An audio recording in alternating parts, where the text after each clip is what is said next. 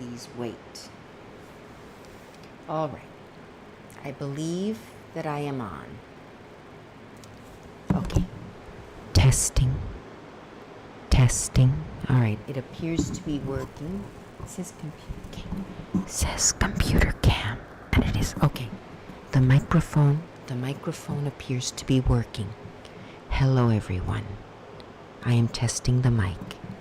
If you heard that, then apparently it's working. Because okay, I'm going to do another test. 1 second.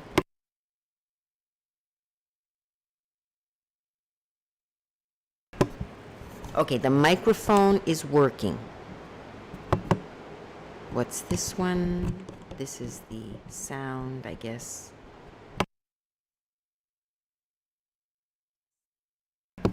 Testing, testing. All right, I think I figured out the mic. All right, I believe I'm on.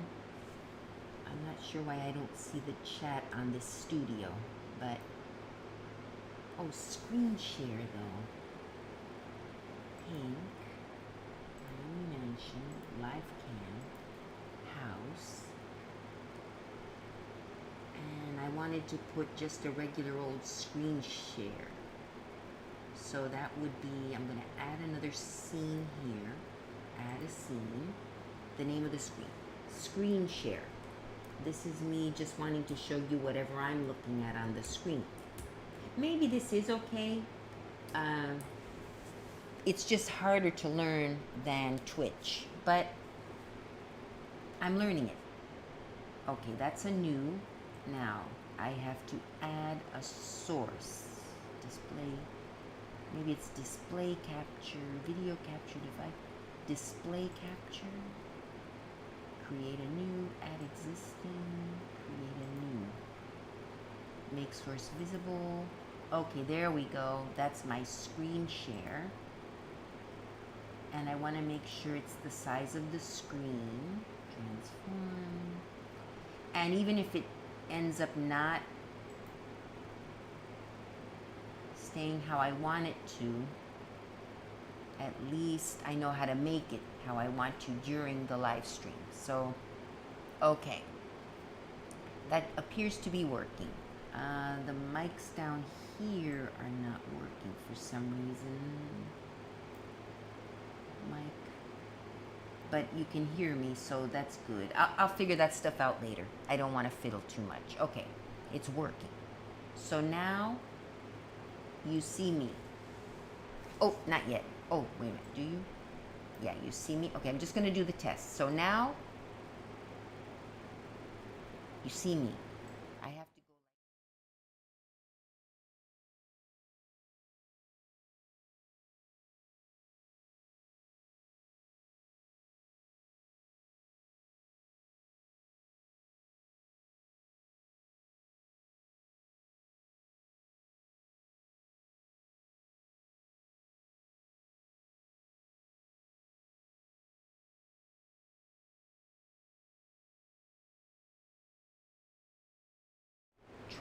And I got to do this thing.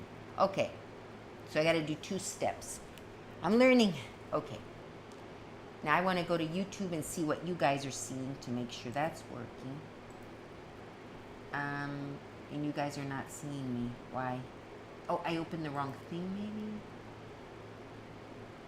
Oh gosh, okay. Still fiddling with mic and OBS. Ramble. Oh, that was from before. Okay. I gotta go to my channel. Oh, here we go. So, oh, it's my face on the thumbnail. I wanted to put the little house, but okay. Whatever. 3 are watching. Yay! Alright. It appears to be working. Let me turn off the air conditioning. It's nice and cool now.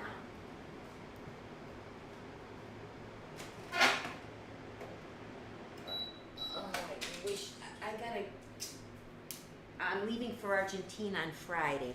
I have some things to do. I don't think the fan makes too much noise. If it does, let me know. All right. I have little steps. When I walk, I go tick, tick, tick, tick, tick. I have very little steps. My family, my aunt on my father's side walks that way, and my grandmother on my father's side. We walk just, I guess it's genetic. We walk with little steps. It's not like my mother and father don't. My father, it's from his side of the family. Genes even go to the way you walk. And I don't have, my legs are, I'm only 5'4", so yeah, I have short legs, but I don't think that's the reason, because people my height, and I don't think my legs are short in relation to my body. So I don't know why we do that. I'm very flexible. It's just the way we walk. I'm going to put a little lipstick on at least today. Oh, I got to switch to the other one so I can see. Hello there. Okay, you can see me. Hello, Lychee. And you can see me. So I'm going to ramble a bit. Apparently it's working. All right. And then I'll tell you about my today I half-heartedly decided. I haven't admitted it yet, but I'll tell you in a minute. Okay, so I'm not looking at myself, so I hope I got that on right. Okay. It's a little bit of Queen Latifah.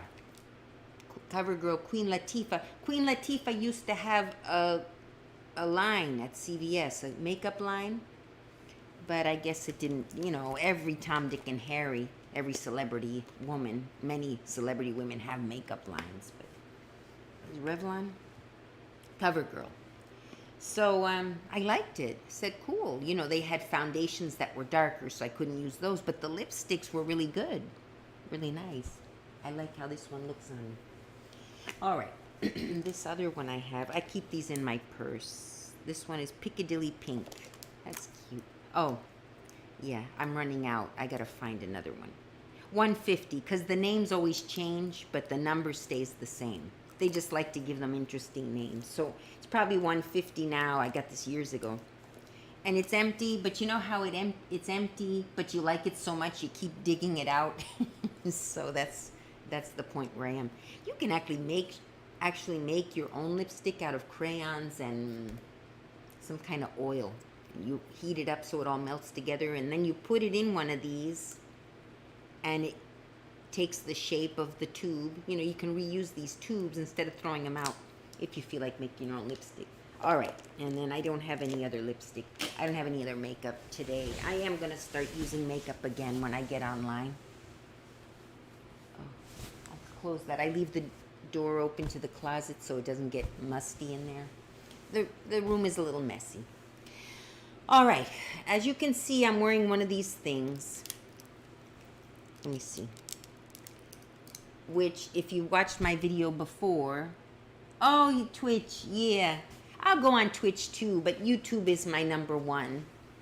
For a while I was ignoring YouTube and I was learning Twitch, and I knew how to use Twitch better, especially for those classes I want to give in Excel, which I then uploaded to a YouTube channel. I don't know if it's this one. If you guys want to learn Excel, guys, if you're young, start taking jobs now, because now nobody wants to work, and jobs maybe don't necessarily pay so well right now, but you'll get hired very easily now and build up some experience, so it'll be easier for you to find jobs when there are no jobs, because this is temporary. This thing where you can just get a job overnight, it's temporary. Like we've been through this before. I'm old, so you go through phases in the economy. This is the time to take advantage, to build up experience, and don't just go in there, because a lot of the young people took their job and they're like lackadaisical. They're do your job the best you can, because when things pick up again and the jobs start getting full, and this is temporary. I'm just pointing that out. So, and if you learn Excel, if you want to get into secretarial or office work, Excel is very in high demand because nobody knows it. People are learning Word, which you should also learn. Anyway, let me find that channel. I don't know if it's on this channel or if I had a special channel just for... Oh, I do. I have a special channel where I teach secretarial, which, bear in mind, you may still go into offices. I think secretaries still go into the office. But, since the pandemic, a lot of people work from home now. But you still we'll have to go into offices, and it's still a thing. Although, yeah, things have changed. But anyway, I'm teaching how it is for basic working in an office with other people, office etiquette. I started it years ago. One of my YouTubers suggested it, and I thought it was an excellent idea. And then I just kind of, you know how I am. I start something, I'm all excited. So anyway, I left it for several years, and now I'm getting back into it. Or I was. I'm off it again, but you know, as I put them up, it's information that will last. Anyway, my channel. I think that channel was called... I don't remember it. Oh, I know. I have my featured channels on here. So my channel. And then I have the featured... Here we go. Is it this one? Ashy Felicia. That's right. There's a whole story behind that too. But yeah, Ashy Felicia. And then you have Learn Excel, which is one of the playlists. Lectures about working in an office. That was me just blabbing. I wasn't on screen. It was just me at night talking about my experiences. And then Dressing for the Office, which back then. So, you know, I got a few things. The Excel, you know, the other stuff, you can take some advice for dressing at the office. But Excel, there's a few lessons there. I'm a little behind now, but all right. So it's called Ashy Felicia. Oh, let me give you the link, assuming you're interested. That's the link that's all screwy. There's a link that's like easier to remember. There's, you know, it has two links. It has one with all these funny letters after it, and then there's a link that's more user-friendly. All right. Anyway, I'll start talking in the meantime while I look for that. So, in my previous videos, I'll find it later. I said, the day I buy one of these things for my glasses is the day I've accepted that I'm old. This was my last hump to get over, buying one of these things. I've needed one for a while because I would always misplace my glasses, or I'd have them, you know, I've lately been getting used to putting them on my head, which is not the greatest idea because your hair might not be extremely clean and it gets some dirty, number one. Secondly, they would sometimes fly off because they're not necessarily very snug. So, you know, I really have been needing one of these things. So whenever I need my glasses, they're right there. But I was hesitant. I was resisting because this is what old ladies do. They hang it on and they do like this and they have the thing. When I was little, I always remember seeing the ladies like this, and I said, oh, old ladies use that. So it's my own thing. Maybe young ladies use it, but... So anyway, I've given in. I bought one. I haven't necessarily accepted that I'm old, but I guess I have. I mean, old, you know, getting old. Okay, I'm still 55. I'm not going to lie anymore. Used to lie. Not young, definitely. Not quite as old as it could be. Where's my Coca-Cola? I'm thirsty. But this was my last thing that I had to do before I accepted that I'm getting old, and what can I do? But so, to those of you who've been following and knew that, now you know.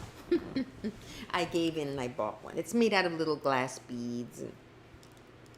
I actually had one back when I was in my 30s, but I only used it at the office. But this I'll be using all the time now, because I always need my glasses when I'm wearing contact lenses. And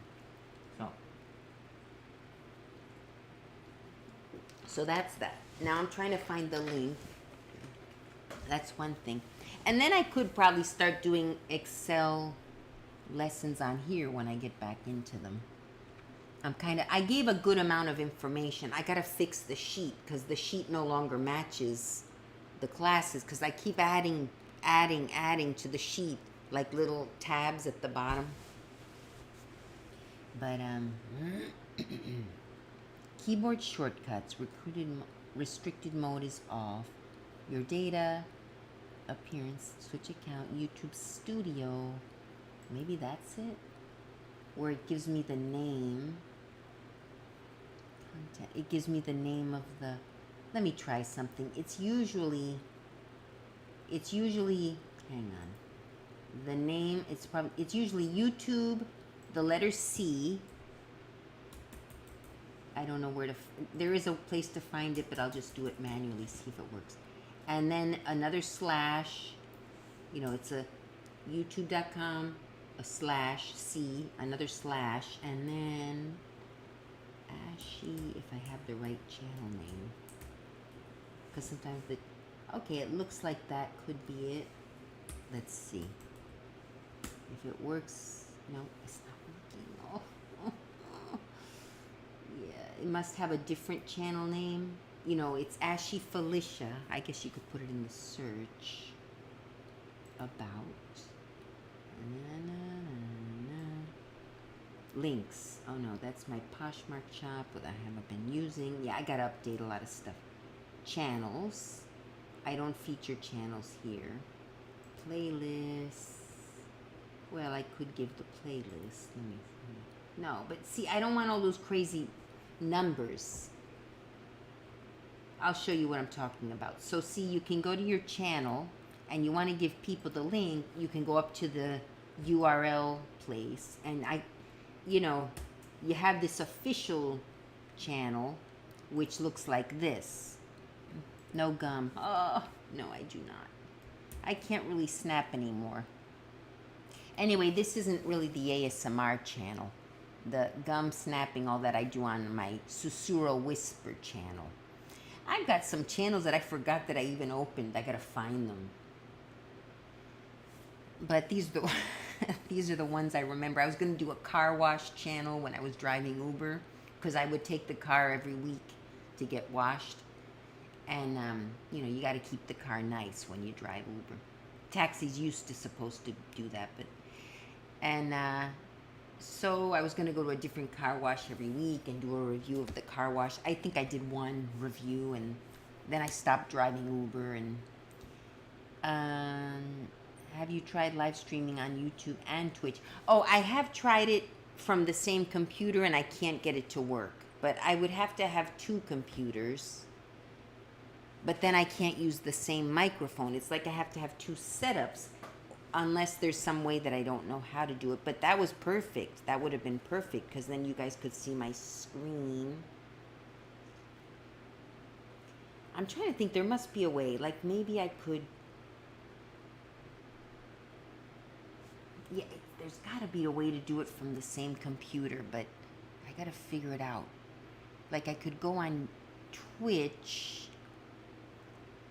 and somehow have it go through the computer onto YouTube. I'm going to fiddle with that. There must be a way. You love my Excel. Good, good. And I got to fix the sheet, but I'm telling you.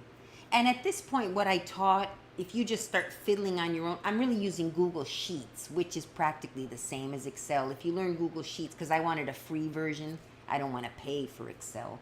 In the office, you have it usually, always. Microsoft Excel. So if you learn this, it's, you know, you got to, in the office, you fiddle with it some more, but it's a lot of it is the same. And you know enough now that if you fiddle with it, you learn more things. But, so no gum anywhere right now. So that's my channel, but see how it's got like a funny, long, funny code afterwards? And there's a way to get it where it's a rememberable. But I forgot where I found that once. Library, subscription, shorts, explore, history, your videos.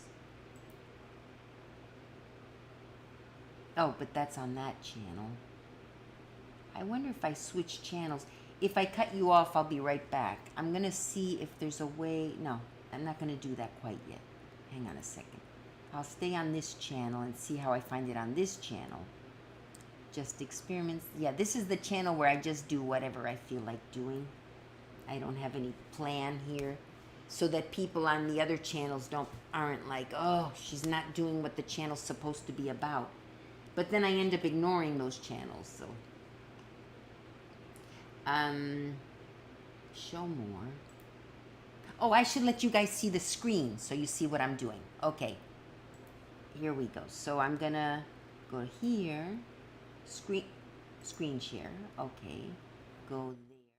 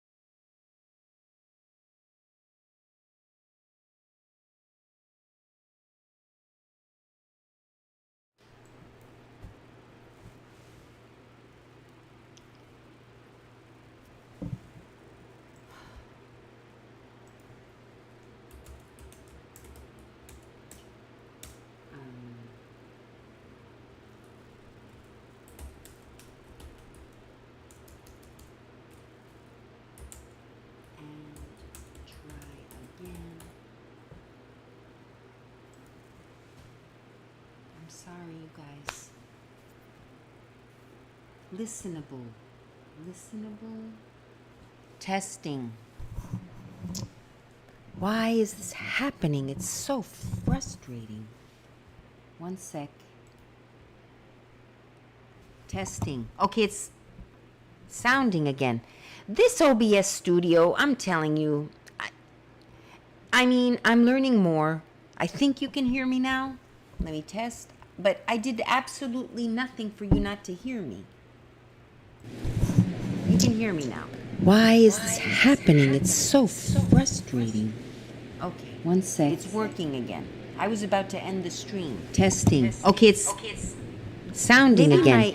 This OBS studio, I'm telling you, I mean, I'm learning. It's going to echo. It's going to echo a bit because it's feeding back in. So now I turn that off. I really want to make this work always. I don't know. That's happened before. I'm in the middle of talking. I got to watch the studio because when the mic is working, I see the thing going up and down. But I touched absolutely nothing. So I don't know why it did that. And you hear the fan in the back. But if I were going to do the way I'm thinking, but I got to think of something to do, and I have to be consistent because then I could make money. I'm about to sneeze.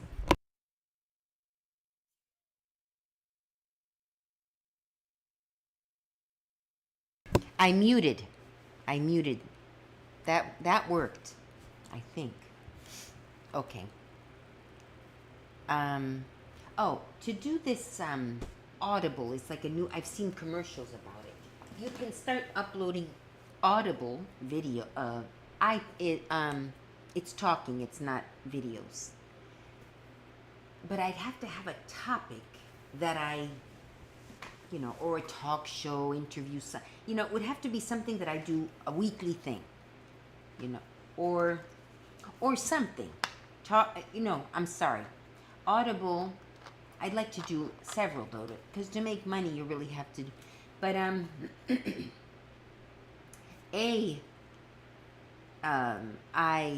you call it? What do you call those where you talk? Anyway, you do a tape of something that people might be interested in, and they download it, and they have to pay per download. Like each person who buys the download, pays. So that way I wouldn't feel bad, because I don't want to do a Patreon because I'm so sporadic where I go for months without uploading. I can't have people paying, with me just sitting here doing nothing. So I don't want to do Patreon because it's, then I'll be obligated, and I would probably put up, not the greatest quality stuff because I'd be like, oh, I got to put up something, But Audible, they pay per download of that particular thing.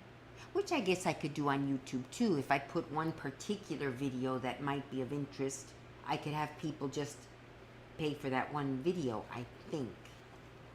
Or do they have, no, they have to subscribe to the channel, so you can't do it on YouTube. So I might do that, but now I have to think of something to talk about that's, interesting. So, and do a script and make it has to be very good quality. It's got to be soundproof rooms so they only hear your voice. Very, that's why I bought this microphone, because I'm thinking I want to do something like that at some point to have a passive income. Like I do with my sewing channel. I make a lot. For not doing anything, I uploaded those videos years ago, over 10 years ago.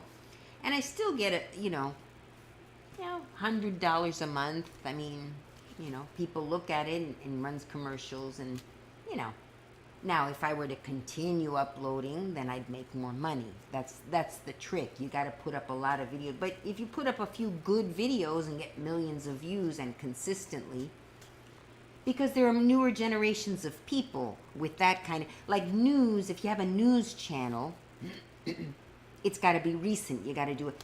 Sewing, how you sew today is basically how you sewed 10 years ago is going to be how you sew in 20 years. You use a sewing machine, pattern making, it's all the same. So that's a good way. If you have a topic that's eternal, you can continue making videos. So, you know, I could do that, but I ran out of stuff to do on the sewing channel. Plus, like I mentioned in another video, I'm not the only sewing channel on YouTube. People, I mean, there are a lot.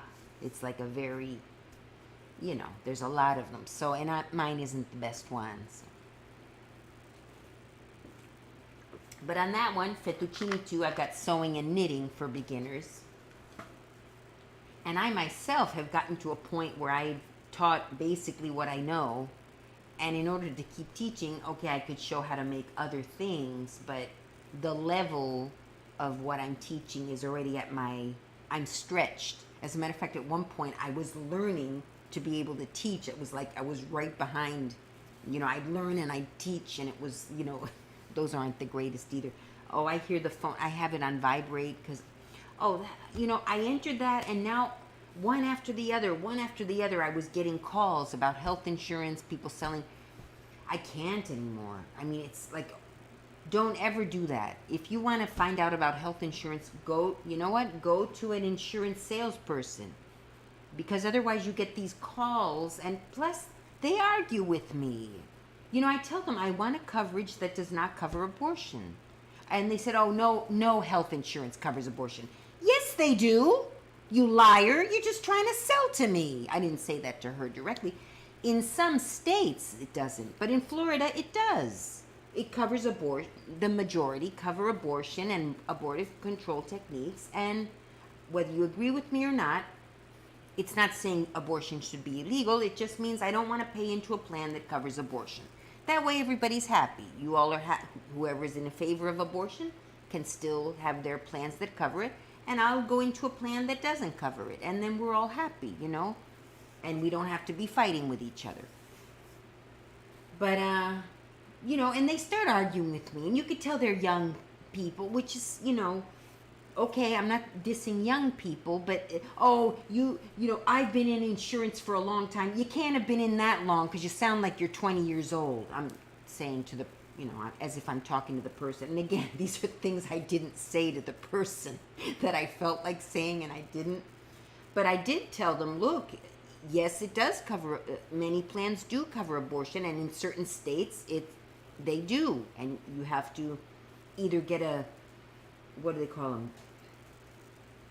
A disaster plan where it doesn't cover much, but at least if you get something serious, it covers it. You still got to pay full price for doctors, and there's a high deductible, and so mainly a catastrophic plan where you get something very serious that's going to cost hundreds of thousands of dollars to treat.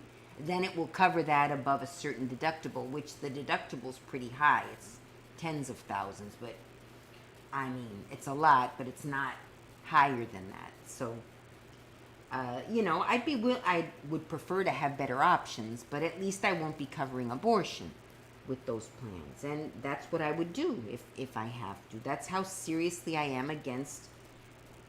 I mean, I'm pro-choice to the point where we should be encouraging people to choose life. You know what I mean? Like, really. And if that means, and the feminists don't like that, if that means making people feel guilty about wanting an abortion or having an abortion or having had an abortion, there are enough people telling them, oh, it's fine, don't worry about it, you know, it's whatever. There are enough of those people that my words won't reach that many. And if it does, it does. I don't feel guilt making people feel guilty about having an abortion. So, like I said, I'm pro-choice, but, you know, there is enough birth control that's non-abortive that we shouldn't be getting pregnant accidentally anymore. Or on the rare occasion, because, yeah, sometimes you use the birth control. I know all the arguments. I'm 55. But, you know, oh, I used birth control and it didn't, you know, something happened. Yeah, that does happen sometimes. Very rarely if you're using it properly, but it does happen. And my argument to that is, well, tough luck. You know, I mean, tough luck again. It's your choice if you decide just because it was an accident and, you know, you'd rather kill your baby instead of give her up for adoption. Okay, that's your choice. It is murder, and I call it legal murder. and it should remain legal murder, but it is murder, and feel guilty about it if you do it. I'm sorry, unless it's something where it's endangering your life, and I say this, and I don't want to get into politics, I say this every time, and then I end up doing it, but I feel very strongly about it. You know, I believe murder should be legal in abortion, because to me it's the same thing. Abortion is murder, but unfortunately, if the baby's endangering your life, you know, what can you do? That's self-defense. Let's say, you know, murder is murder, but or killing is legal if it's self-defense, if your life is in danger. And then they say, okay, well, what about rape, which won't necessarily endanger your life, but it could destroy you. Same thing, though. It's not endangering your life directly, but it does endanger your life, because having been raped is such a traumatic experience that it could endanger your life in the long term. You could commit suicide, for example, from the angst, if you're forced to carry that child to term. So that's endangering your life, you know, psychologically. And again, if the baby is extremely ill or extremely deformed, that they've tested, again, that also could be endangered. So I would, you know, I could even let that slip, let's say. But no, just oops, oh well, I'll just get rid of it. No, I do not agree with that. And if you do it, fine, that's your right, but you're a murderer. Sorry, if you've done it, I'm sorry, but you've murdered a child. And you can give yourself a little bit of slack, because there's so much push out there that abortion is our right, you can do it, and they push you so much that it's okay to do, that you do get swept into that. So maybe you did commit have an abortion, but, you know, kind of be a little bit at peace that that's what you've been fed. It's okay to do it. It's not a baby, they say, which we now know more than we used to. That no proof that it's a baby, but look at it, you know, her, him. So I'm sorry, I may have lost viewers because of my views on that, but I'm still pro-choice, though. I'm still pro-choice, anyway. Spotify, SoundCloud, yeah, those kind of things. Thank you, we should change the subject. You need to add the mic to other scenes. It vanished when you switch the scene. Oh, maybe that's it. You're right, thank you. Let's test that now. 1 second. Maybe I didn't have the mic on the other scene. Yeah, this is complicated. See, with Twitch, you just switch the scene and it's working. So let's try. Okay, now I'm on that one. Okay, I switched to screen share. Let's see what happens.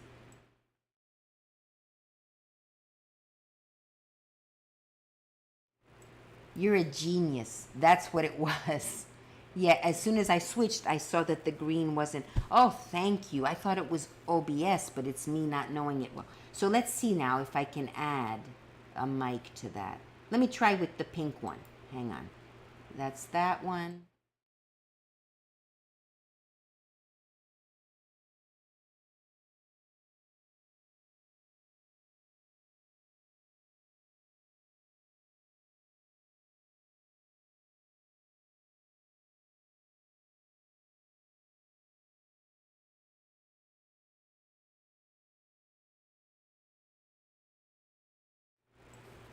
Now it is working. That's exactly what it is. Let me see. I'm going to try the pink one again. I think I tried it, but let's try it again.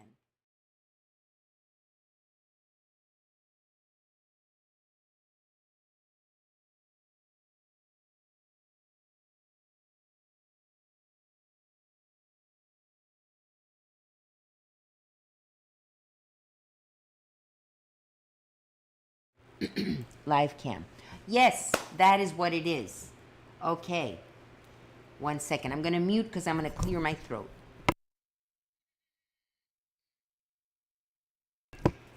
I hope you didn't hear that. Supposedly when I press that button, it mutes. So, all right. So now what I'm going to do is go to one of the other ones. I'll do it on the cute house one.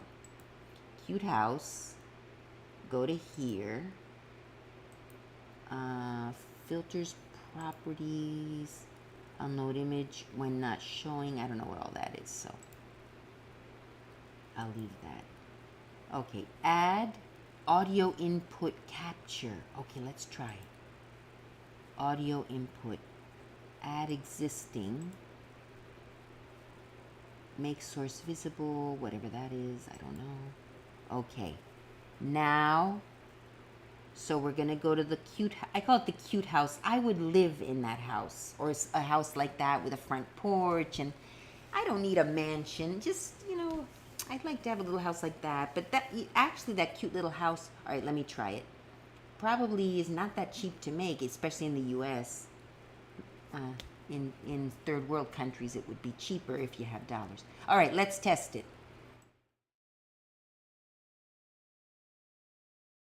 It is not. Okay, it wasn't working, so I must not have pressed the right thing. Let me try again. Mic. I see something here that says mic.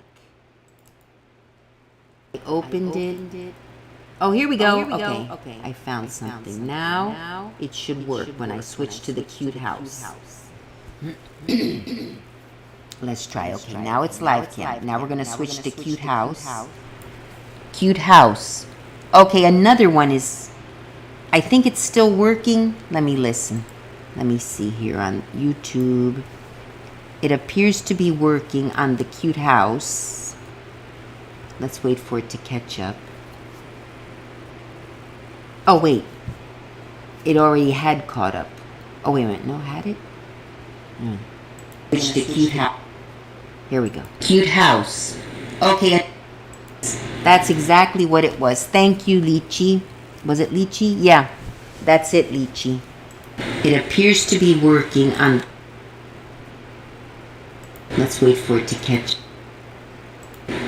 Okay. Awesome. OMG. Thank you. You guys helped me so much. Over on Twitch, when I was learning Twitch, there was a lady... Oh, I wish I could remember her name. I got to stay on Twitch a little more so I remember the people. I don't remember her name, but she helped me so much. Like, I wouldn't understand, something was wrong. And it was still easier to learn than this one, but I felt. But even so. Okay, so good. Now I'm going to add it to all the screens. Okay, let me put myself back because I'm just so lovely. 1 second. OBS. Okay, live cam. And I'm back again. Oh, I'm getting hot again. Even the fan makes too much noise, so I might turn the air on for a bit and then close the closet while I'm there. You know what, though? I should sit at the desk. I'm sitting on the mattress, which without the air, the mattress is, padded and hot. So let me move. I'm going to move right now. Hang on. To the desk, because I'm sure that'll be cooler. I don't want to unplug the microphone because I'm afraid it's going to mess it up. So there we go. I'm going over. You'll see my messy room, maybe. It is a mess. Oh, goodness. Yeah, I'm not the best cleaner in the world. My boyfriend, my husband, when I was married, he was very tidy. He cleaned the house, not the greatest, but he cleaned it. Plus, we had, again, third world. You usually have, you don't even have to be that rich. If you're just middle class, you can afford a lady to come clean the house daily. We had kids, and I had my husband's kids, so that was awesome. She took care of the kids and cleaned and cooked, and that was awesome.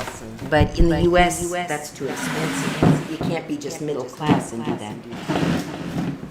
But of course, they live in bad conditions, But they'll get benefits from, especially the well-off people. Of course, they have even more.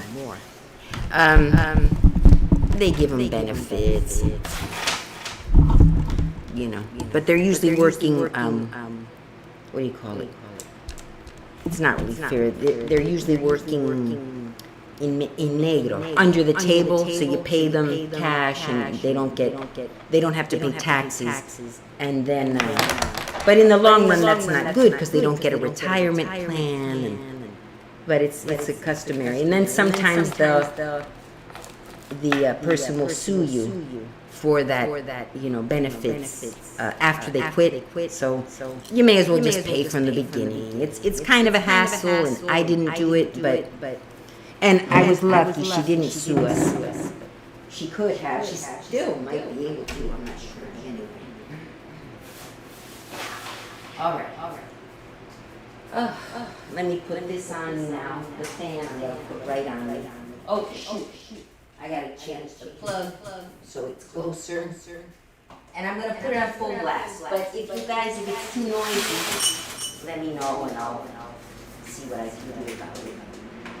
Ooh, it's on full blast, at least for a while. Maybe I know that's noisy. I wish there were a way to, I could lower this thing. Hang on. All right, so hopefully you can hear me and it doesn't get as much of the background. My mouse, I have a cordless mouse.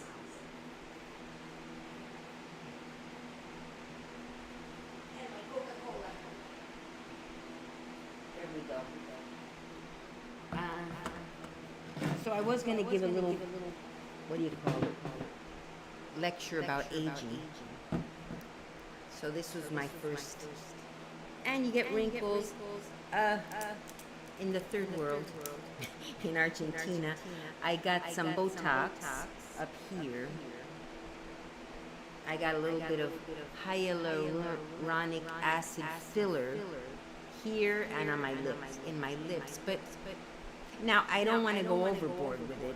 You know, I don't want to start looking too crazy. But oh, sorry about my eye. I go cross-eyed, especially when I'm not wearing the glasses. You know, are they noticeable? I think I kind of notice it. So, but they're still thin. But they are. I used to have non-existent lips. So now, you know. Yeah, with makeup, I still look okay for my age. But yeah, one problem I'm finding, several of men that I used to date, you know, I was with my boyfriend for 4 years. I guess you call it a separation. We still love each other, but more like friends.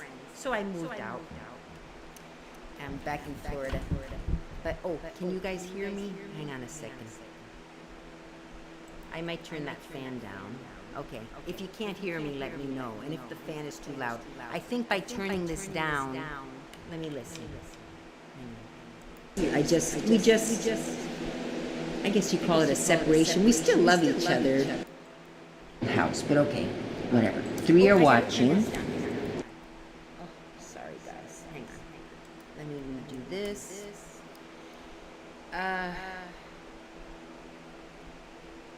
The problem I'm running into now, I've been running into it for at least 5 years. I've been my boyfriend 4 years, so. What happened is now, it was starting to happen before I got with my boyfriend. And I'm 55, so it must have been 51 when I got with my man that I lived with, boyfriend at first, but I'm running into it now again. The men, but no, it did happen before, because I met a man back when I wasn't even 50 yet, and whatever, it didn't work out, and after me, he went with a girl in her 30s, and he was 55. He was my age at the time. He was 51. He's 55 now. I'm still kind of in touch with him a little bit. He broke up with the young lady, but she was in her early 30s, and he was 51, you know.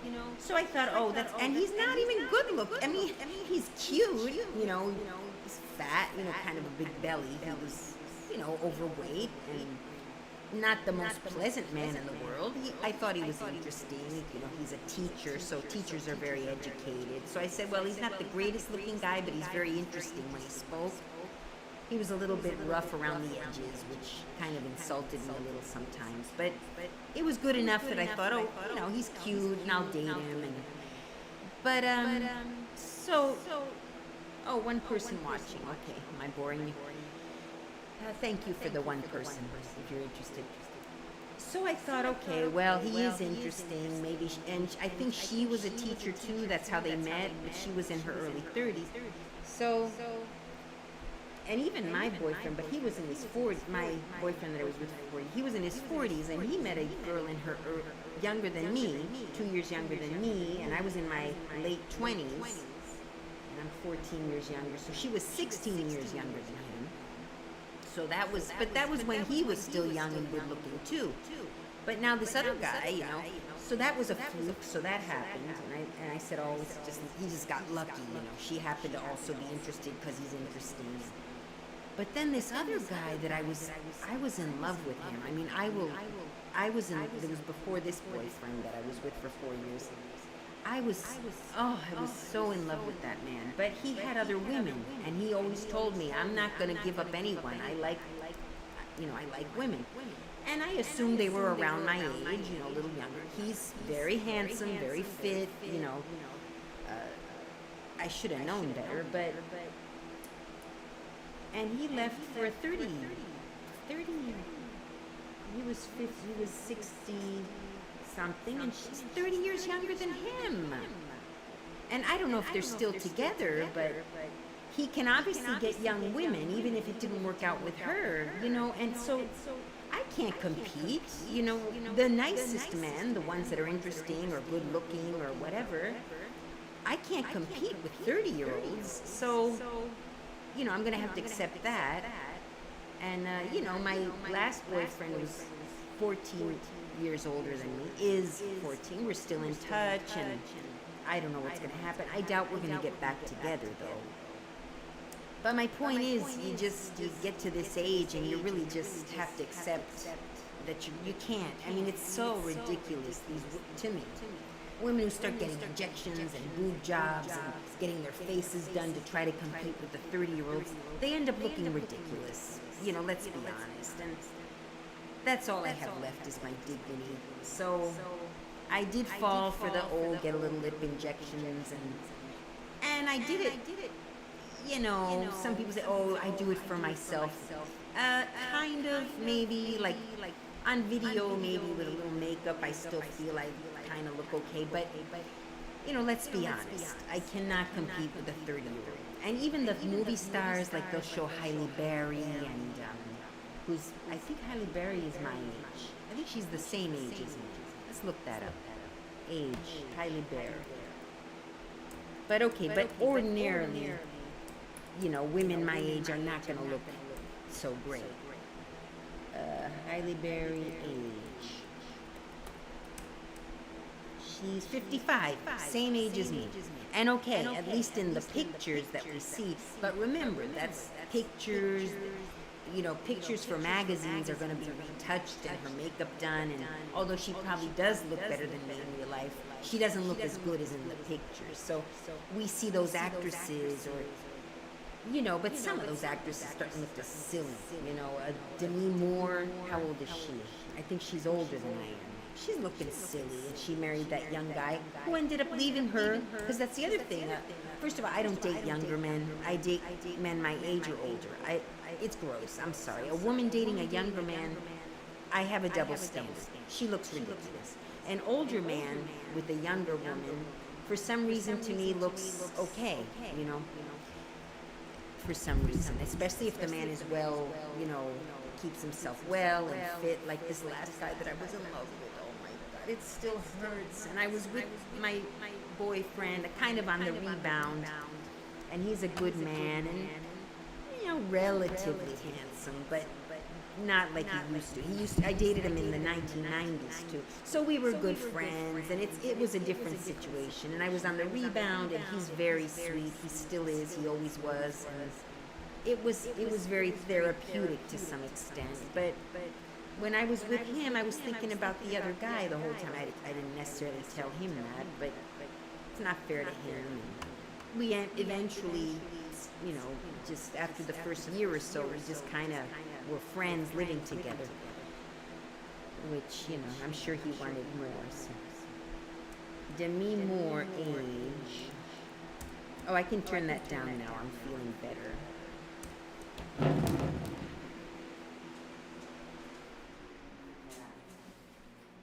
Okay, that should be a little better. 59. Okay, see, she's almost 60, and again, in the picture, she looks okay, but you know, we also don't know if the pictures we see are recent, and we can't compare ourselves to actresses. But even the ones with the done-up pictures are looking ridiculous. I don't want to say this because I love her so much. There's two actresses that I adore, that I love to pieces, and I always will, no matter how ridiculous they start looking. Well, actress or famous person. One is Jennifer Aniston, and she still looks kind of good, but she's already starting to look weird. You know, I don't think she's done surgery, but she started doing the injections. She's doing something. She's starting to look a little bit, still attractive, but just a little weird, you know. Sometimes it's better just to allow yourself to be natural. And the other one that looks ridiculous, I'm sorry, she looks so ridiculous, and I love her so much, is Larsa Pippen. She was Scottie Pippen's wife. They're divorced now, and she just looks so silly. She's on Instagram, and she works out, and, you know, physically she's looking good, you know, but again, who knows if she's retouching. But she's just looking silly. Her lips are like ridiculously big, and you know, and it hurts me to see her that way. She should have stayed. Well, I don't know, Scottie Pippen, maybe I believe he was a good husband. They had 4 children together, and they were together a long time. I believe he was probably a good husband, but who knows, maybe because she got involved with him so young. She was, I think, 19 or 20. He was a little older maybe, but you know, so from a very young age, she started having kids, and, you know, had never probably dated anyone else very much.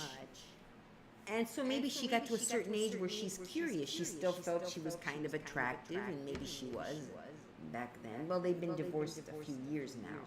But even so, she was already looking kind of silly. But maybe she was thinking, oh, I look good, like many older women do. Oh, I look good. I look just as good as anyone, you know, 10 years younger, 20. And they think they do. But, you know, so they start dating younger men. And I don't know if she cheated on him.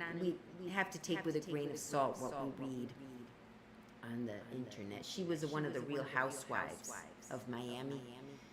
And, you know, now she's alone, as far as I know. Or when you find out she's dating someone, he's a younger man. Like the last one, I think he was married and younger. You know, it just looks kind of pathetic at a certain point. So, as much as it hurts, sometimes you just gotta accept, you know. Like now, I could probably get a man who wouldn't leave me for someone younger if he's in his 70s maybe.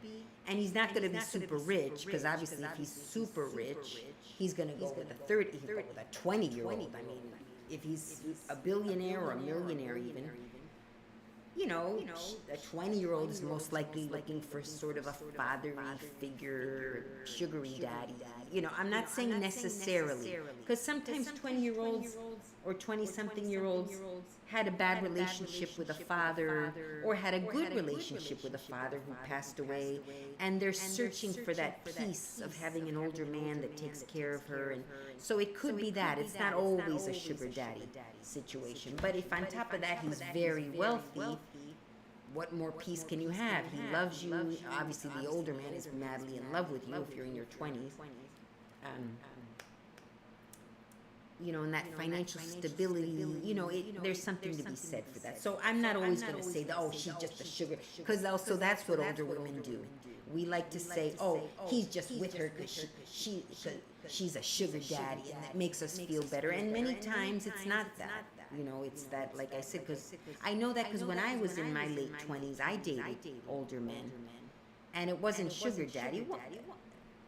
Well, one of them was okay. He wasn't rich. Actually, I've never dated a millionaire, but not that it matters. But he was stable, and he didn't have any children. So for a while, I dated him for about a year.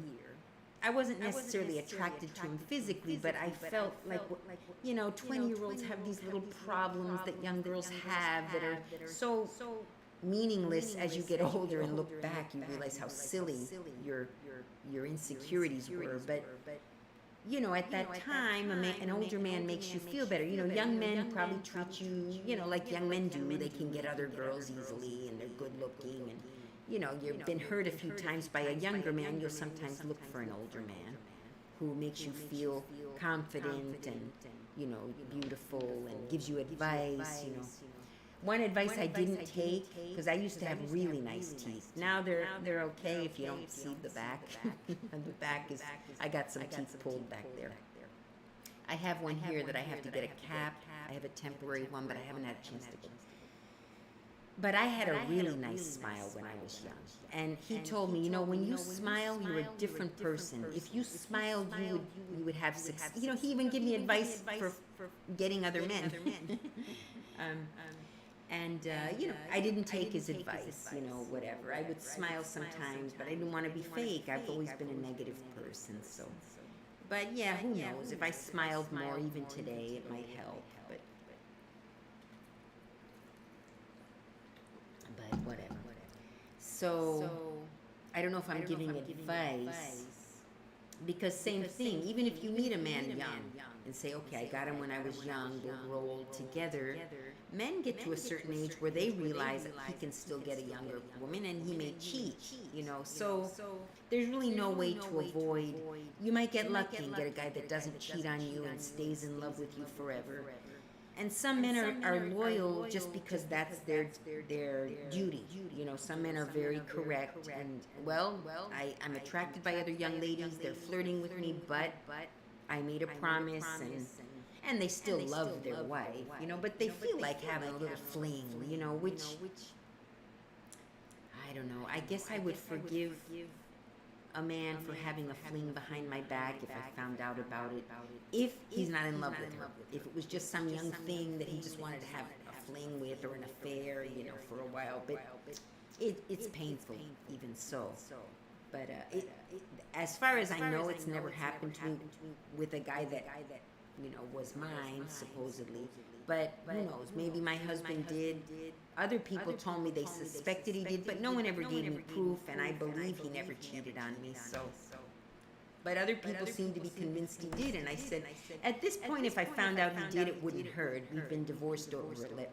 I left him in 2011. That's over 11. That's like 11 years that I left. We got divorced a little later, but I left him on top of that. So if I found out today that he did cheat on me, I don't think it would be painful at this point, but for some reason, like my family and people who knew him are convinced that he cheated on me. And I even said to my cousin, look, if you have proof, I'd like to know, only because I've always had doubts about having left him, like in hindsight.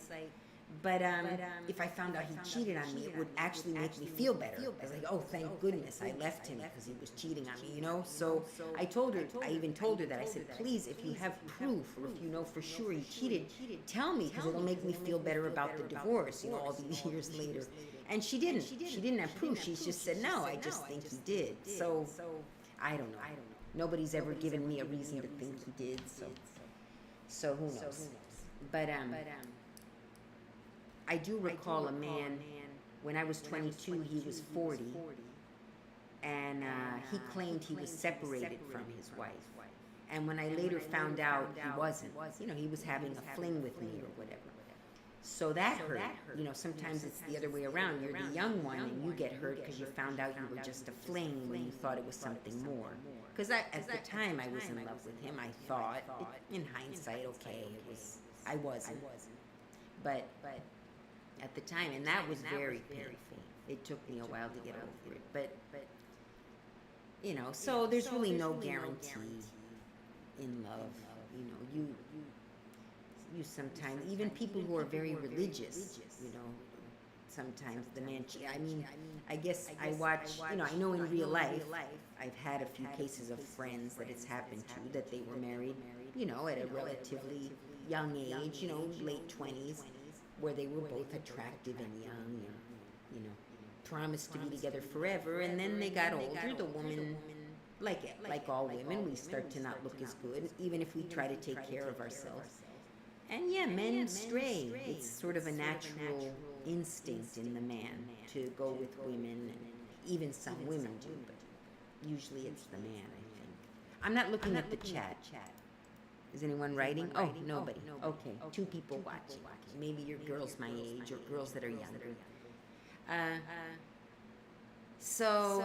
But this other guy hurt me. You know why? The one that I was in love with that left me for the late. He didn't leave me for a 30-year-old. I'll correct that. We were dating. I was in love with him. He wouldn't commit. Very honest with me. Said, I love women. I can get women, and I'm going to go with women. So you can accept it or not.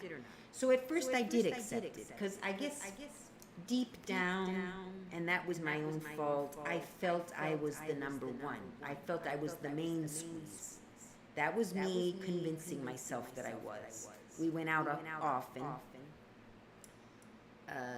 Maybe he went out with another woman the other 3 days. He would call me like 3 times a week to go out. So I said, oh, I'm the main squeeze, going out 3 times a week, even Saturdays, which for me, if they invite you out on Saturdays, that means.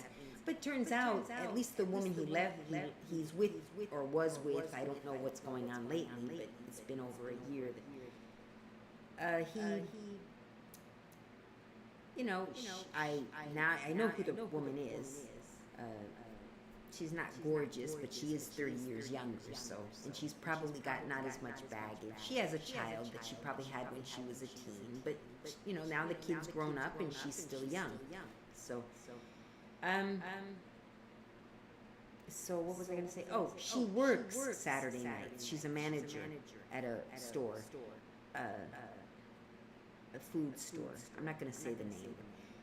So she works, so she's probably worked Saturday nights for a long time. That's why he called me Saturday nights, if he was with her also at the time that he was dating me. Which means he's known her a long time, because we were dating in 2016 to 2017. It's been a long time. But I truly was in love with him. Whatever. Finally, after a year, a little more than a year dating, I said, well, we're not advancing. He's still dating other women. It's not going anywhere. So I chose to stop dating him. And shortly after, the man that ended up, we started dating long distance, and he asked me to move in with him. So he really was in love with me. And I wasn't, but I was trying to find a way to get out of my current situation, to get a little bit away. But here's the problem. In the meantime, the man that I was in love with before this boyfriend kept writing to me, kept texting me, kept flirting with me by text. And then even one time I came to Miami and we had dinner together. We didn't do anything other than that, but I saw him again, and I still was like, that probably didn't help, because I texted him back. Of course, he was flirting, I would flirt back and all this stuff. So I said, oh, he must really care about me because he keeps writing. And deep down, maybe I was fantasizing that he would realize his mistake. Just all fantasy. But anyway. So he wrote to me for the 4 years that I was with, it was 4 years. And then suddenly one day he started being mean to me, just by the text, he started saying kind of mean things and kind of, I was like, what's going on? And then he stopped texting altogether. So I texted him. I was used to our conversations, and it was often. It was like sometimes every day, then sometimes maybe a few days he wouldn't, but he was constantly writing to me. Again, I thought that meant something, but apparently he was texting a lot of women. I wasn't the only one, and he would text whoever would text him back. I mean, I guess he's just a womanizer. So then he started talking about this woman that he was really getting into, and he really was in love with her and all this stuff. And I found out later she's 30 years younger, and then he ended it with me. He just ended it. He didn't even want to be friends. I thought we were at least friends, because that he met a younger woman and was dating her and was crazy about her. It hurt, but I was like, okay, well, he never promised me anything, and I did leave him. But he just ended it. He doesn't. And then I started texting him. He said, stop, I don't want any more contact with you. And fine, he met this young girl and all that, but we could at least text, we could. But it really hurt me, and I'm still not over it. And that happened a year ago. And okay, granted, I've been trying to text him since, and he just doesn't respond. Text or, send emails or something. And it just, so what can I do? What can I do? It still hurts. I know. There's an echo? Really? All right. Really hurt me, and I'm still. Why is there an echo? I'm sorry, you guys. Let's see what's going on. Why is there an echo? Oh, there's two. Okay, hang on. I think I know what's going on. Echo, echo. All right, now let's see. Is it not echoing now? I'm still learning. Thank you. You probably couldn't. Yeah, the gum chewing. Everyone says that. Uh, I'll get some gum and see if I even can gum chew anymore. Is it still echoing, Buffalo Estate? Yeah, I'll look into Lychee, getting back to you if you're still here. I'll look into that, Spotify or SoundCloud. That's true. Same thing. And Audible, same thing. It must be the same thing, where they download and pay per download. I probably could do that if I came up with some interesting. Hey, maybe I should, if I can still snap gum, maybe I should do some, those are the most successful ones on YouTube. Maybe I'll do special gum chewing ones. I mean, it's not my favorite thing. I feel kind of like, oh, is that all they want from me is my gum chewing? But if it makes me money, it's something I'm willing to do. I'm not willing to, go on, what's it called? OnlyFans. You know what though? OnlyFans has the reputation of being a place where women and men take off their clothes and get paid for it. I could go on OnlyFans but not do that stuff, and maybe I'll get some people. But, the reputation of OnlyFans is that. And they pay you for things like show your belly. Somebody tried it on here the other day. I don't know if that person is here now. Said, oh, if you lift your shirt, I'll pay you this or whatever. But I don't do that. I'm not going to do that. I'm not that desperate. And plus, I know I can get a job if I want one. Like I said, jobs right now are so easy to get, even with my not so steady background work. Not sure what you're talking about, but I know people get paid for reading audiobooks. I used to volunteer reading. Let me see if it's still echoing. I don't do that. I'm not going to do that. I'm not. Okay, I figured out why it was echoing. Thank you, Buffalo State. I hope you're still. Oh, you are still here. Okay. Patreon. Yeah, see, Patreon, from what I understand, is they pay you for your show. And you have to do regular uploads, which I don't do, and I probably won't. So I'll be people will be paying me at first, and then they'll be like, hey, it's been 5 months, you still haven't uploaded, I'm still paying. So unless I were committed to doing quality uploads, I don't feel it's right to do Patreon. But hello, Mercedes McGee. That's the only reason I don't do Patreon. Now, if Patreon allows just one-time payment for a download, then I could consider that. But otherwise, Audible, I've been getting commercials for Audible, where they say, oh, train on Audible and you can, make money with your downloads, which the training is supposedly free, but you know how that goes. You do the free training and then they say, oh, to get a certain more information, you have to pay. I could go to the free training and see what it's about, but basically, I already know you have to be in a very quiet room so there's not any distracting noise like my fan or my air conditioning. It has to be very good quality for people to download and pay for it, So this room is not soundproof, but you'll hear the birds chirping in the background, outside. Even if I turned everything off, you really should be in a soundproof room if you're going to have them pay per download. So I'll see about that too. But I have this good microphone now, which is supposed to be better quality sound. So we'll see. I might eventually do that. Wintertime in the south of Argentina is deathly cold. But I could go down there in the dead of winter, because you don't have to have a soundproof room. There's no animals out there making noise, no chirping birds. And up in the mountains, it's just you hear ice cracking. But, if I'm inside, you may not even hear that. But it's freezing cold. I don't have a house there. I could, rent a hotel, but I'm trying to build a little cabin where I could have heat and warmth, and I could do it down there, but I have to go there in the winter. Ugh. Oof, I got a cold. It's winter there now in Argentina. It's the opposite of the United States.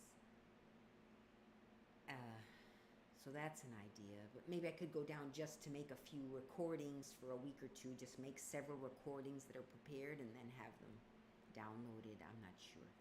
We'll see. We'll see what I do. But, you got to plan that stuff. You can't just do a recording and expect people to pay for it. Because then you'll get bad reviews too. YouTube keeps filtering out my comment. There's a multi-stream website called Restream, and that'll let you stream YouTube. Oh, I know why it's filtering out comments. Let me see if I can switch that. Because it puts top chat. Oh, I got to switch that. Okay, let's see. Some messages, such as potential spamming, live chat. Okay, that takes all the messages. See, these are all things I have to remember. I can set the broadcast so that it stays the same each time, but that's back when I start. I have to do it before I'm streaming, so I'll remember to do that so that it stays on live chat. Yeah, it filters out spam or the top chat, but probably yours got filtered out because you're saying names of. I wonder if I could see the other ones now. Top chat, live chat. Lychee, let me see if I could see your comment. Spotify or SoundCloud is the last comment I saw from Lychee. And now filling out my comment, there's a multi-stream website called Restream that'll let you stream to YouTube and Twitch. Oh, yay. I'm going to have to learn a new thing. Okay, I'm going to try that because that's what I'd like. Because I don't like to do Twitch. Twitch is better, at least until now.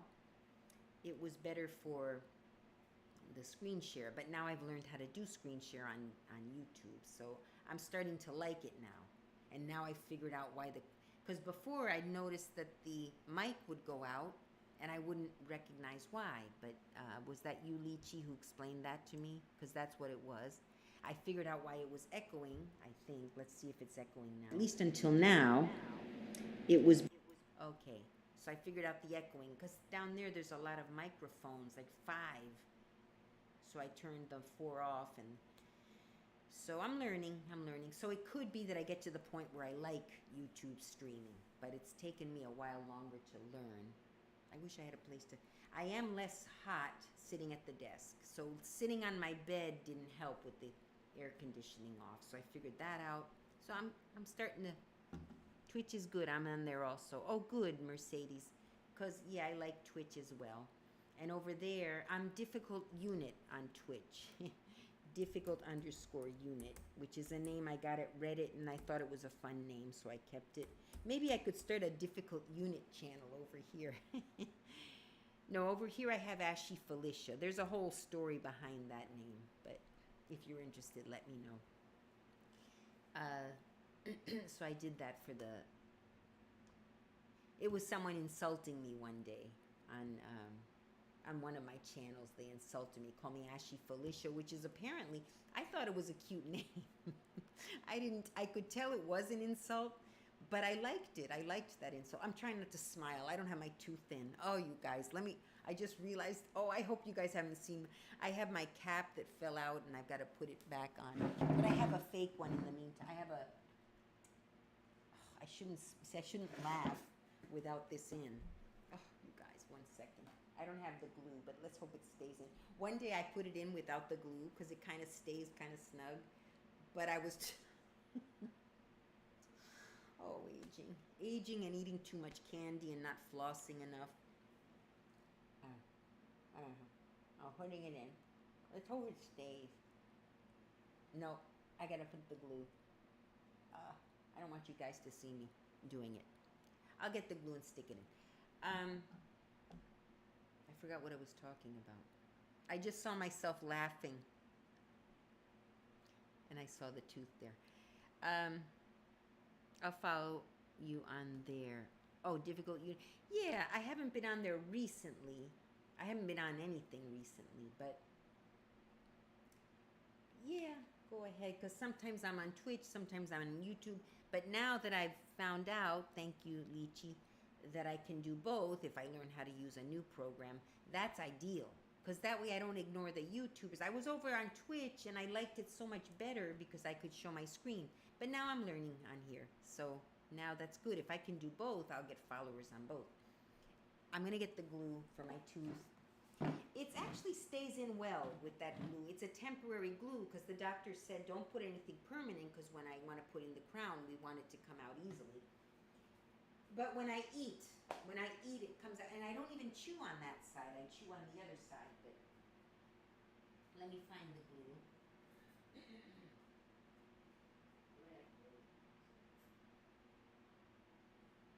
Okay, I'll just try not to laugh. I can't. Oh, here it is. All right. There's this, and it comes with a little tool. I'm here, you guys. All right. I found it. So I'll put it in while I'm on here, so I can laugh at my own leisure.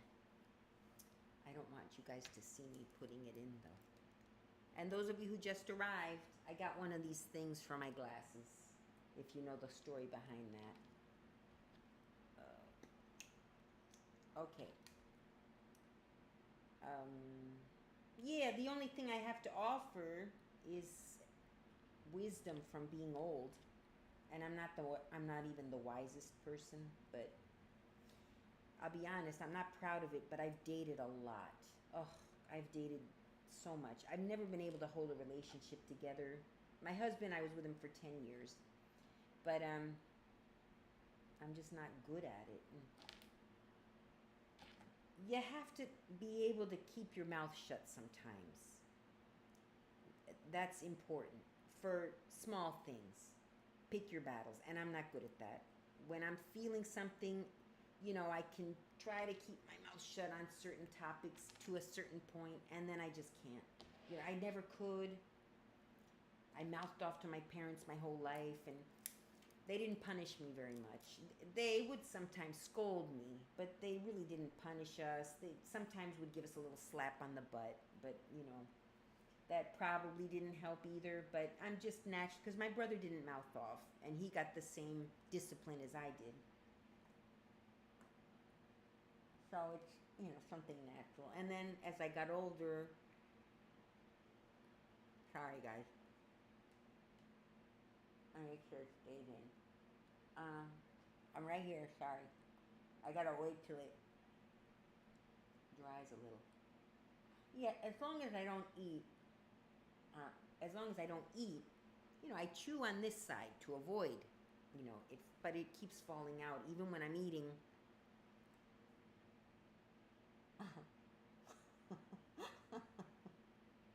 So thank goodness he didn't see it, but I was in an Uber.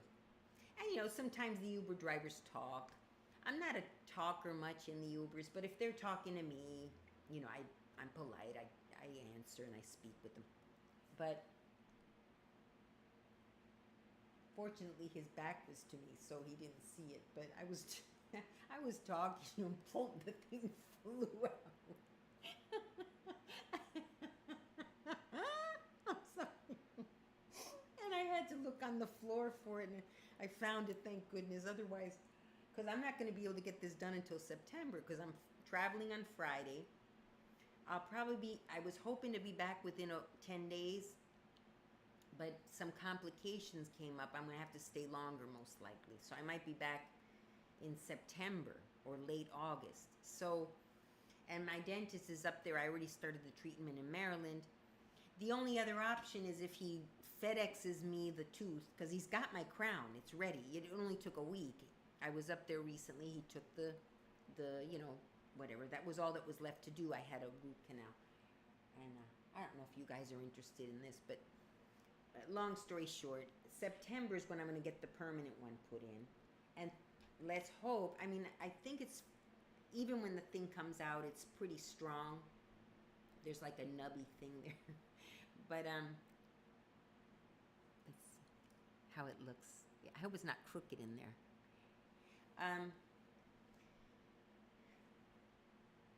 Let me see on the camera. I'm just going to wait till it catches up to me, to what I was I need my glasses. I go cross-eyed when I don't. Not when I'm not wearing my contact lenses, but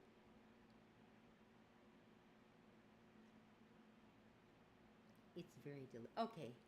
All right.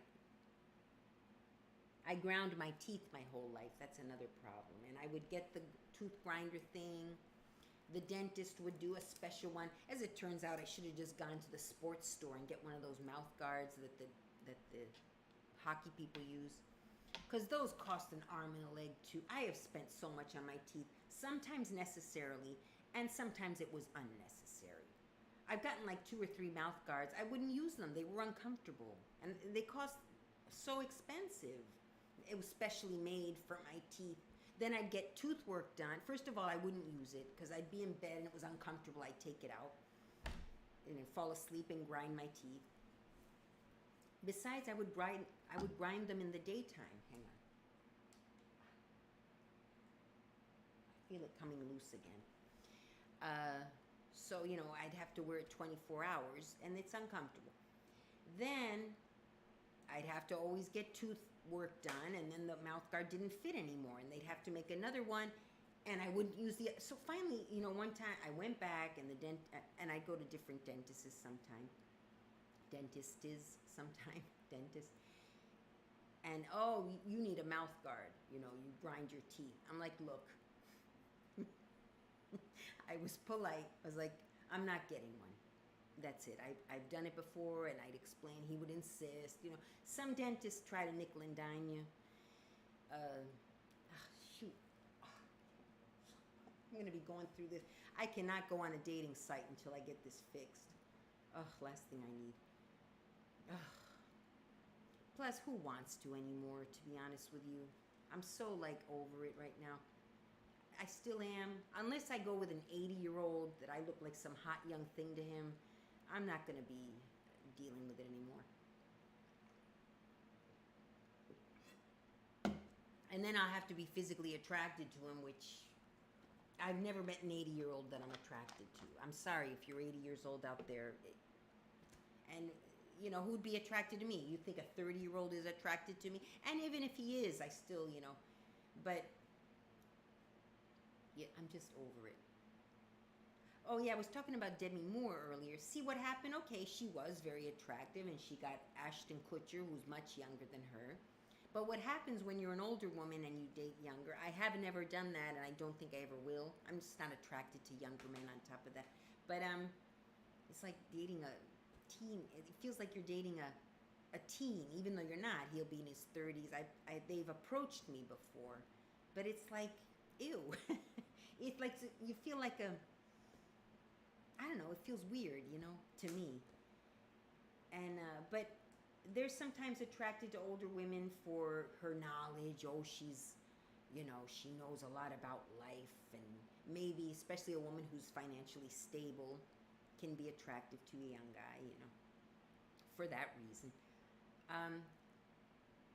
Or again, some younger men do temporarily fall in love with an older woman, but it's because, like I said, oh, she's knowledgeable, she's wise, she's still relatively attractive. But what's going to happen when you start dating 9 times out of 10, the guy is going to get to a point where he's learned enough from you, and now he wants to settle down and have a family, and he's not going to do that with you, So, because you can't have kids anymore and all that. So, you're just setting yourself up for heartbreak, even if you are attracted, some of you out there, even if you are attracted to a younger guy, you're just setting yourself up for eventual heartbreak, especially if you're with him a few years. So that's what happened to Demi Moore.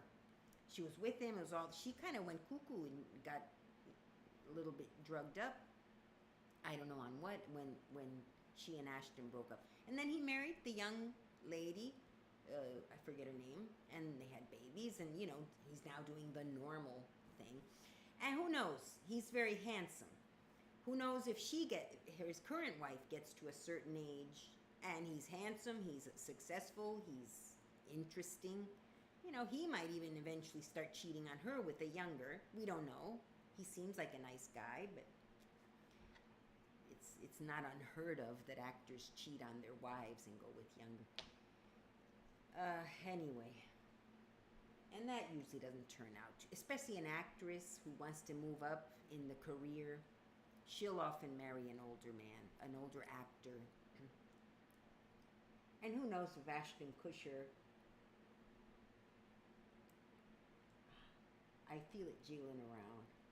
Oh, damn. I'll just have to deal with it. He was kind of well known. You know, he was on a TV show. But when he married Demi Moore, he wasn't like known in movies, and he wasn't, and even now he's not a guy he hasn't won Oscars, or he's not considered like one of the, he's considered famous because he's so good looking and he's done a few movies, but you know, he's not known for his acting skill, and he doesn't have Oscars and stuff like that. He's just known for being cute and, you know, sort of like Brad Pitt. He's an okay actor, but Brad Pitt isn't one of the top talents. He's known for his good looks, and he's an okay actor, and he's recognizable. But, you know, so sometimes they marry older. This lady, Amber Heard, that's what she did it for. She married Johnny Depp. He was cuter back when they got together, but he's looking a bit haggard now. Ugh. Got all those tattoos. What a pity. He's from my generation. He was, oh my God, we were all in love with him. He was the star back then. He still is, but you know, he was the heartthrob back, one of them. Him, Brad Pitt, Tom Cruise. Whew. We were all, I was in high school. Brad Pitt came around later. I think I was out of college already when he got famous, but those were the heartthrobs of our day. And now they're all looking kind of haggard, you know. Even Tom Cruise, and plus Tom Cruise with that Scientology stuff. Oof, ridiculous. But he's also looking kind of stupid now. I don't know. Johnny Depp. Brad Pitt is kind of okay still. And the one before, Paul Newman, that was the generation before mine. Paul Newman and... who's the other guy? Robert Redford. Holy, he looked like Brad Pitt. Brad Pitt looked like Robert Redford when Robert Redford was young. They could have been brothers separated by a generation. Same thing. Oh, and now, well, Robert Redford looks horrible now. He's old. But who else? Anyway, this new crop of actors, I don't recognize any of them.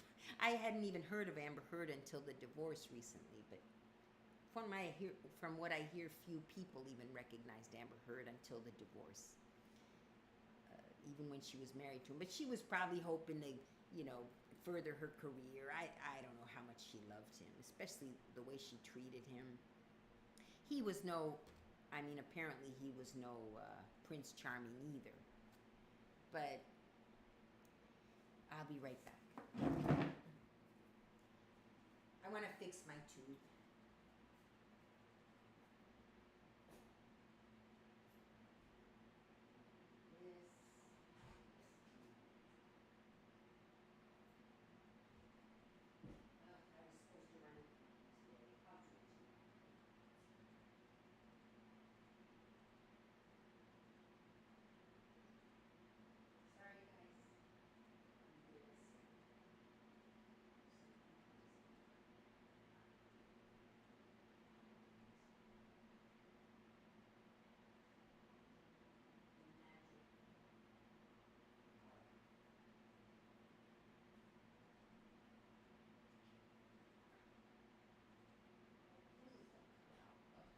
Alright, I'm just going to leave it. If it comes flying out like it did in the Uber, you'll all have a good laugh.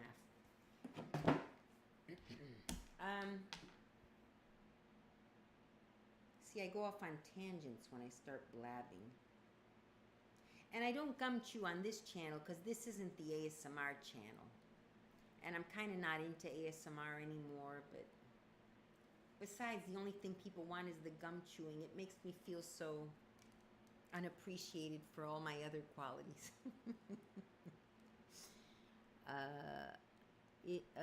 If you still have some of your old ASMR videos, that are not uploaded anymore, I'm sure that people would buy access to them. I think some of them are not up anymore. Oh yeah, I had taken some down when I was looking for work. No, and then at one point I put them all up again. But when you apply for a job, that is one thing. They Google your name. Theoretically, they're not supposed to care what you put on social media, but they do. And so they Google quick. They don't go like deep searching. And I was kind of like, oh, what if my ASMR pops up? And they're kind of, some people have weird feelings about ASMR. So I took all the ASMR down, or a lot of them. And then I got the job, and I waited a few months, and then I put it up again. But I think I did them all back on again, but I'll check. Yeah, maybe I could do that, but also yeah, I guess I could do that. I just don't want to be famous for gum chewing, but you know, what can I do? If that's what people like, that's what they like. And I got to see if I can still do it, because to be honest, I have a tooth removed back here. Since you can't see them when I smile, I just left them. And then one way back here, and another one a little closer up. But my problem is I have spaces there. I used to have a bridge. And while I'm talking, I'll stick my tongue in there.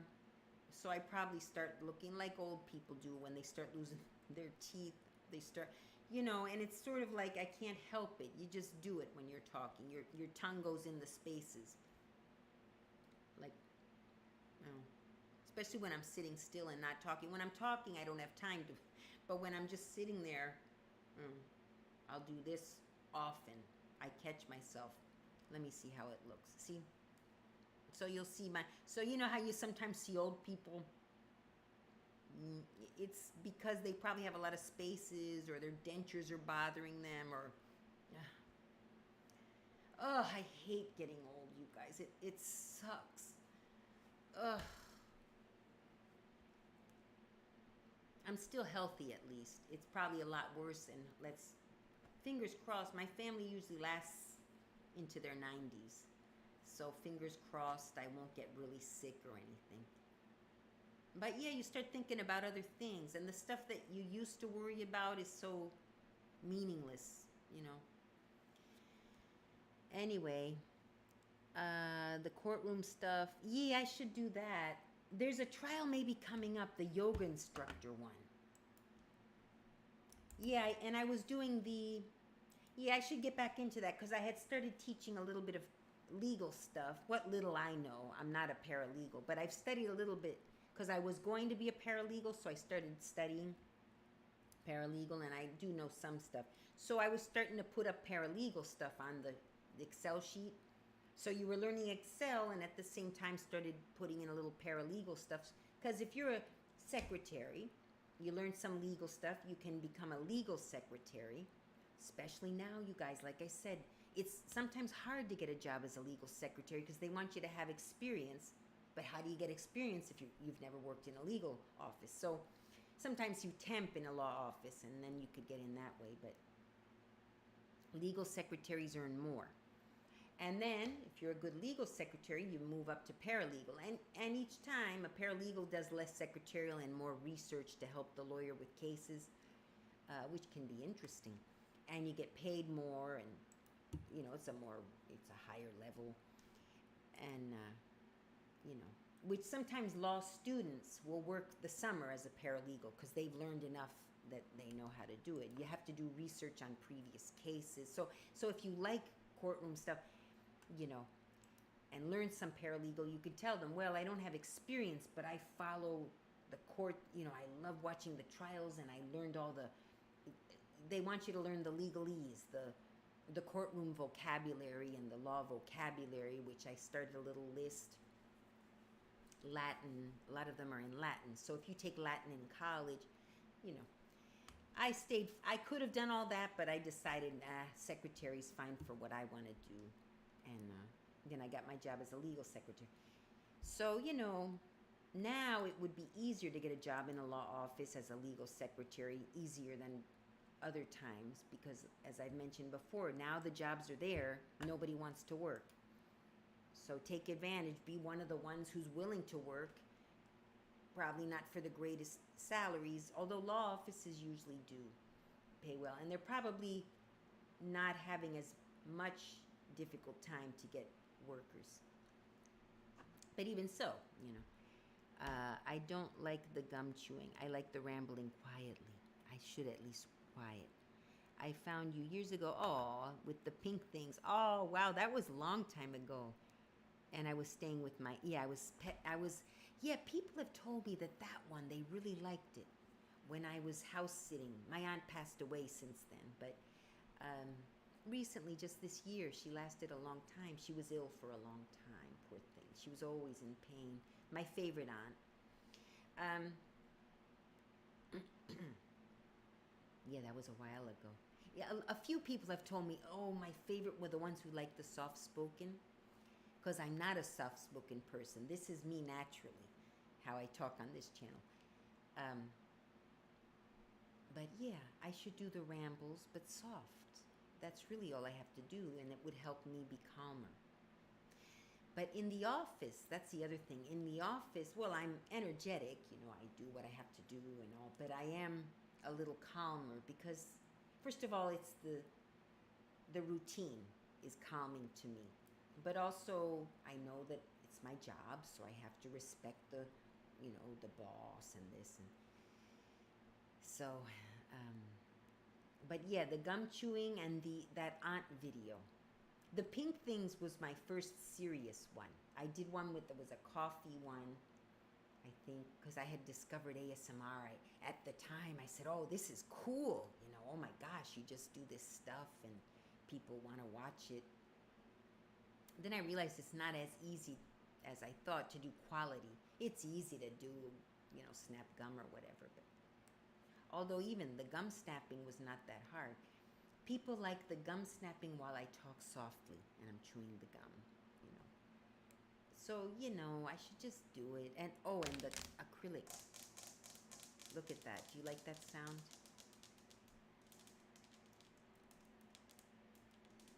And I have acrylic nails right now. I had promised I would never get them again, but I just love how they last. So there, you got a little ASMR here. Yeah, the pink things. Oh my God, I had cut off my face. Because that's the other thing. In ASMR, if you're the kind, some people just like to listen and they don't watch the video.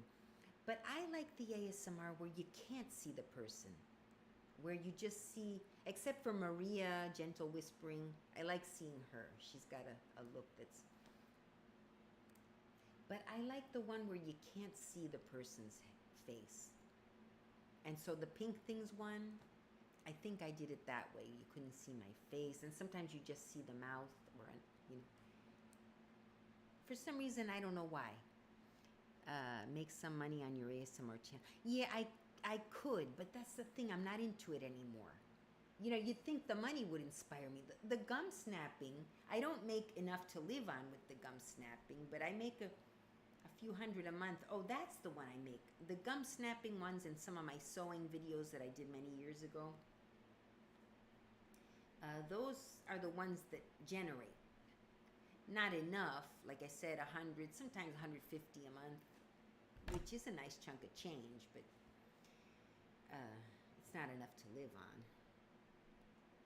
In some countries it is. Like maybe in India, who knows? Yeah, people in some countries live on $2 a day. So 2 times 30, $3 a day, $90 a month should be okay, for maybe not living like a wealthy person, but living in a decent situation, maybe. I don't know. Indonesia, I believe. Anyway, I don't know anything about those countries. I don't speak the language. Some Latin American countries. I've heard Costa Rica isn't too expensive, and it's a beautiful place. Guatemala.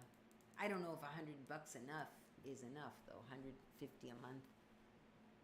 But it goes a lot further than it does in the U.S. But I want to live here. I love the United States. It's, to me, the best country in the world, no matter who's in the office. You know, I may love Trump, I may hate Biden, or vice versa. You know, some people are the other way around, but it's the best country in the world, whoever's in office. Let's be honest, you know.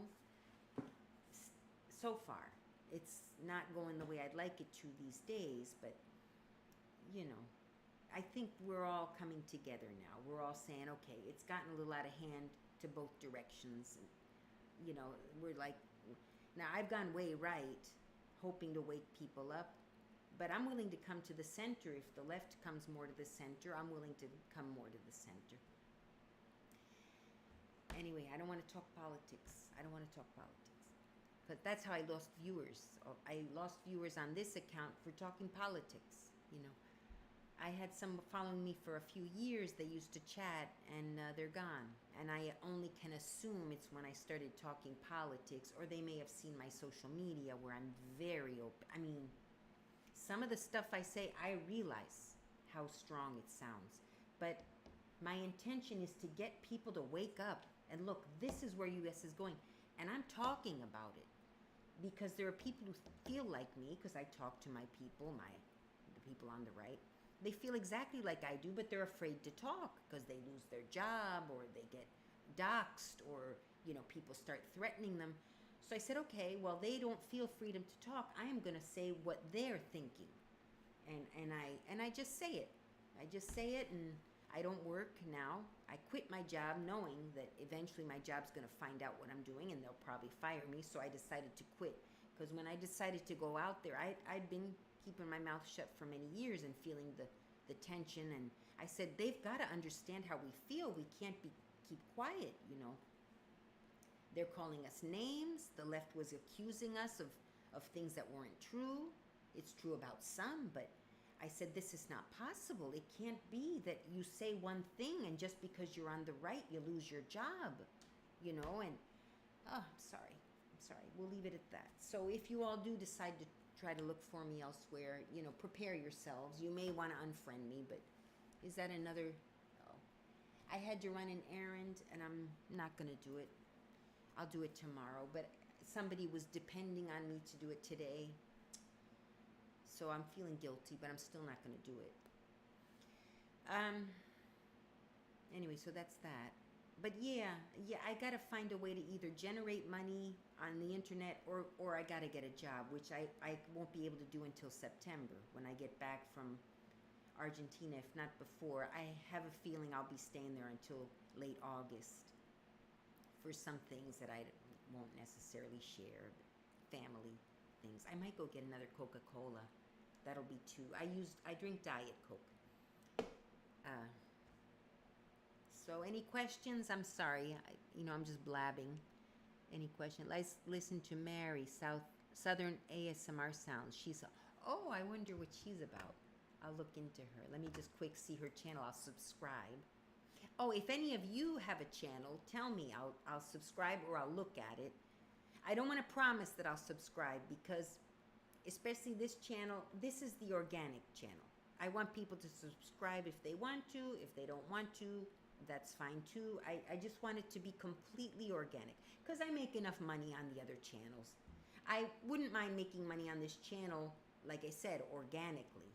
But I don't want to be, like, subscribe, share. All the channels tell you to like, subscribe, share.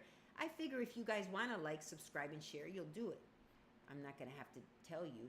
Some people need a little reminder maybe, but let's see. Let's find her. Oh, if she's on top of that funny, that would be nice. YouTube.com on the other one. And then that's called Southern ASMR. I'll just copy it. Southern ASMR. Oh, she's got a Southern accent. Yeah, I like Southern accent.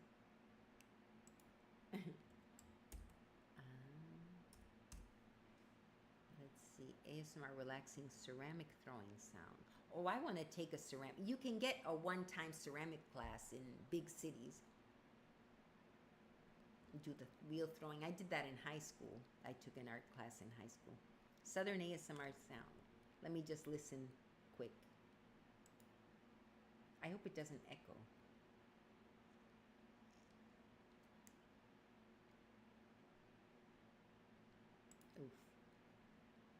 she's an older woman. We are back in Walmart today, and we're going to organize nail polish. Woohoo! Couple of weeks. This looks like a new thing. I don't. Sunset, such a pretty nail polish to organize. They've expanded their gels. A lot of these I'm not familiar with. This is Anarchy. Not the display. The display is actually pretty calm. It's pretty tame. I have not tried these LA Colors quick drying nail polishes. I keep talking about it, but I haven't. And the I like nail polish, makeup. Here's the thing. Okay, I told you guys I got Botox up here. I got hyaluronic acid, I don't know how to pronounce it here, which is a filler. And I filled my lips. But what I noticed when I smile, wait, I'm going to try to smile naturally. It looks fake because Botox freezes your forehead for a time. It wears off, so it's not forever. That's why I did the fillers wear off, the lips, it all wears off. So I said if I look silly, at least eventually it'll wear off.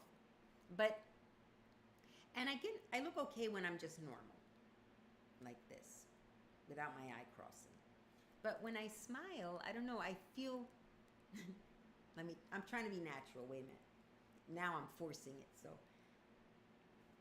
But, wait, see, I'm fake now, but I just feel, I saw myself in a picture, and I said, that looks weird, you know? So anyway, what do you think? Do I look kind of fake? Because my forehead is, I cannot lift it. I can still do this, though. They were supposed to freeze this part. I'm going to go back. I did it in Argentina, now that I'm going back, so that I can't frown. It was supposed to be frozen here, but I can't move my forehead, but here I can, let me see. Well, maybe the picture came out stupid. All right, well, maybe it doesn't look as bad when I'm moving around. But that picture, I was like, I hope I don't look like that. Maybe it was the picture. But still, you can kind of see a little fakeness. But anyway, yeah, maybe I'll just do that occasionally for video. I want to look not so old. But I like that lady that you just showed me. She's not young, and she's cute. You could see her wrinkles and all, but she's really cute. So, you know, we are more judgmental of ourselves than others. I'm biting here so the tooth doesn't come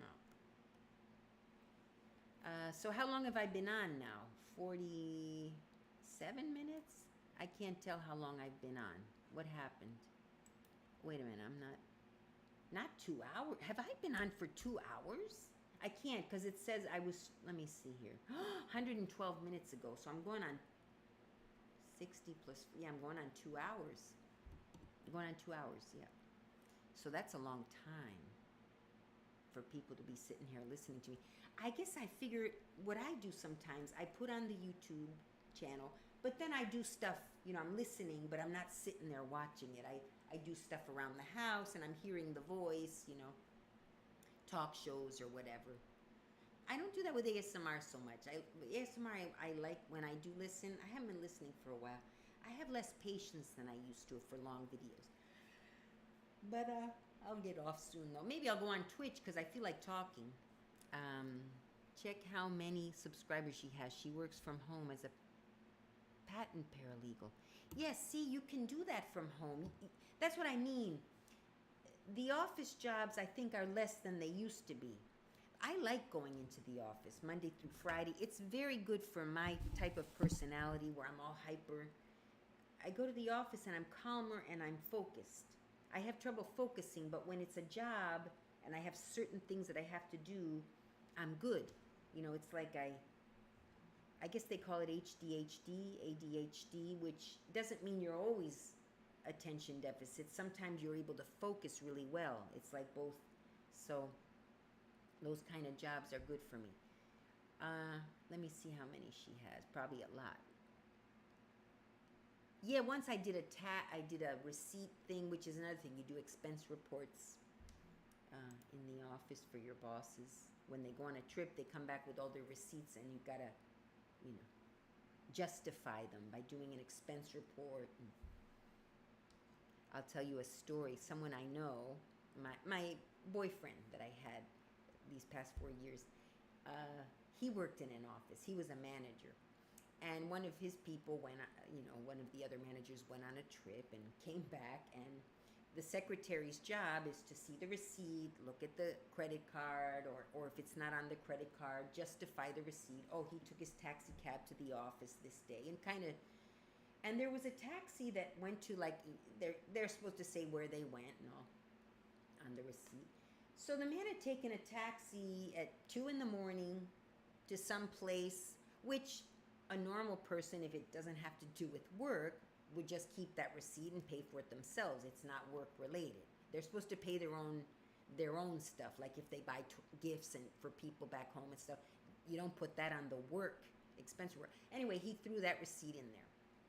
Or when the secretary asked him, he should have said, "Oh," or something. But I don't remember what happened, but he put that taxi receipt in there. It was a personal trip. And so the secretary, what was this for? Oh, and he made something up. He's like, "Oh, yeah, that was," I don't remember what he said.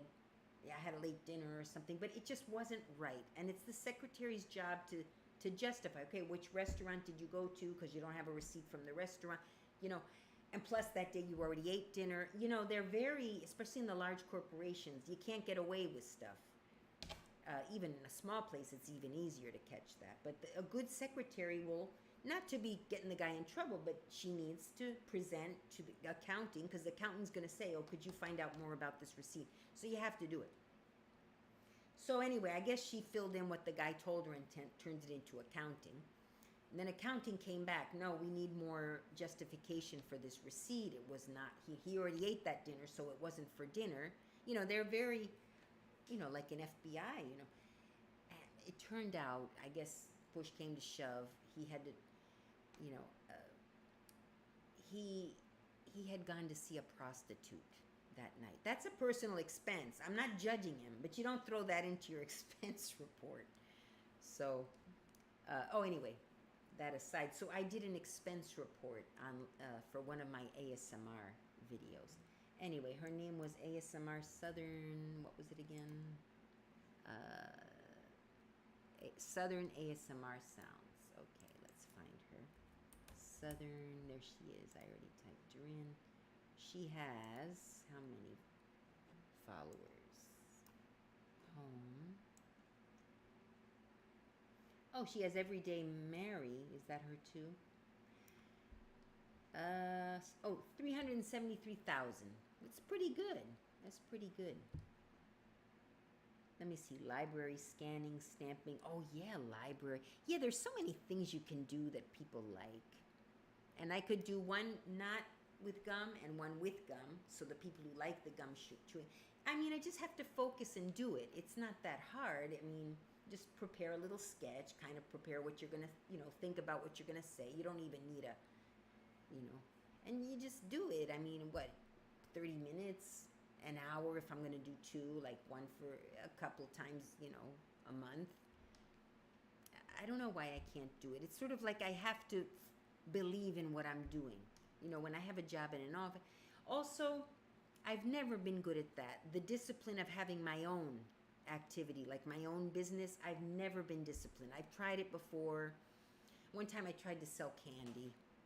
I ate everything. I didn't sell, I had bought wholesale candy and I just started munching on it and it was all gone. I think I sold 2 boxes. It was like specialized candy. It wasn't just any day candy. It was specialized, imported candies from Africa, Southern Africa, and another one from England and another from France. And, and I ordered all these. I got them wholesale because I bought in quantity and just ate them all. So, well, that's one thing. And same thing here with ASMR channel. You have to be, or with a YouTube channel, any channel, you have to be disciplined. Okay, two a month at least, And I just don't do it, So I don't know. But I'm good at going to an office and having a little bit of freedom, because they say, okay, we need this done by this time, or this done by tomorrow, or you have your deadlines. So you organize the deadlines and you do the job, and I'm good at that. I'm good at working for others with some freedom within a certain parameters. So I just have to accept that's what I'm good at. being told what to do, but giving me the freedom to do it, my way. Like the boss would tell me, look, I need a list of all my clients, for example, in the past year. And I'll get the list, because he'll need a list separate from the query that prints out automatically. He needs a list that he can follow. So I would always do it in Excel, for example, a list. So he said, I don't care how you do it. I just need this list by this time tomorrow. So I say, oh, okay. And I get to use my, my mind and say, oh, well, first you think, okay, first I'm going to do this. I'll get the list from there. Then I'll copy and paste, or I'll type it, or, and then I'll put this many columns, and you think, but within reason. So she posts every day. There are not high production videos. She does them with her cell phone, but she's regular about it. Also, how many views does she get per? She may have a lot, so she might not get a lot of views per, but she gets a lot of views because she has a lot of them up. That's another way. There's several ways you can do it. Yeah, people just use their phones for a lot of these. So like I said, I know what I'm supposed to do. I don't have the discipline. So let's see, she's got that purple wig on. She seems funny. Well, no, look, she gets millions of views though. Yeah, people love ASMR. They love it. It's not that hard to. Okay, 21K, 58K. Not bad, not bad. She gets more than I do. Some of my gum chewing ones get a lot. I haven't checked recently. A month ago. What are the million of views though? Let me see. Maybe those are the featured ones. Where's the one she got a million? I just saw it. 18,000, 20K. She had a million on some.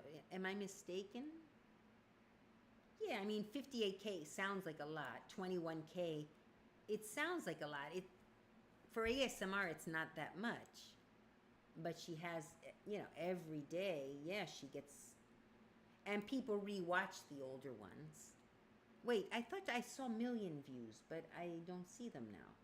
So she gets a few thousand views. And over time, I bet you her old ones, let me sort it from the oldest. 6 years ago, 19K.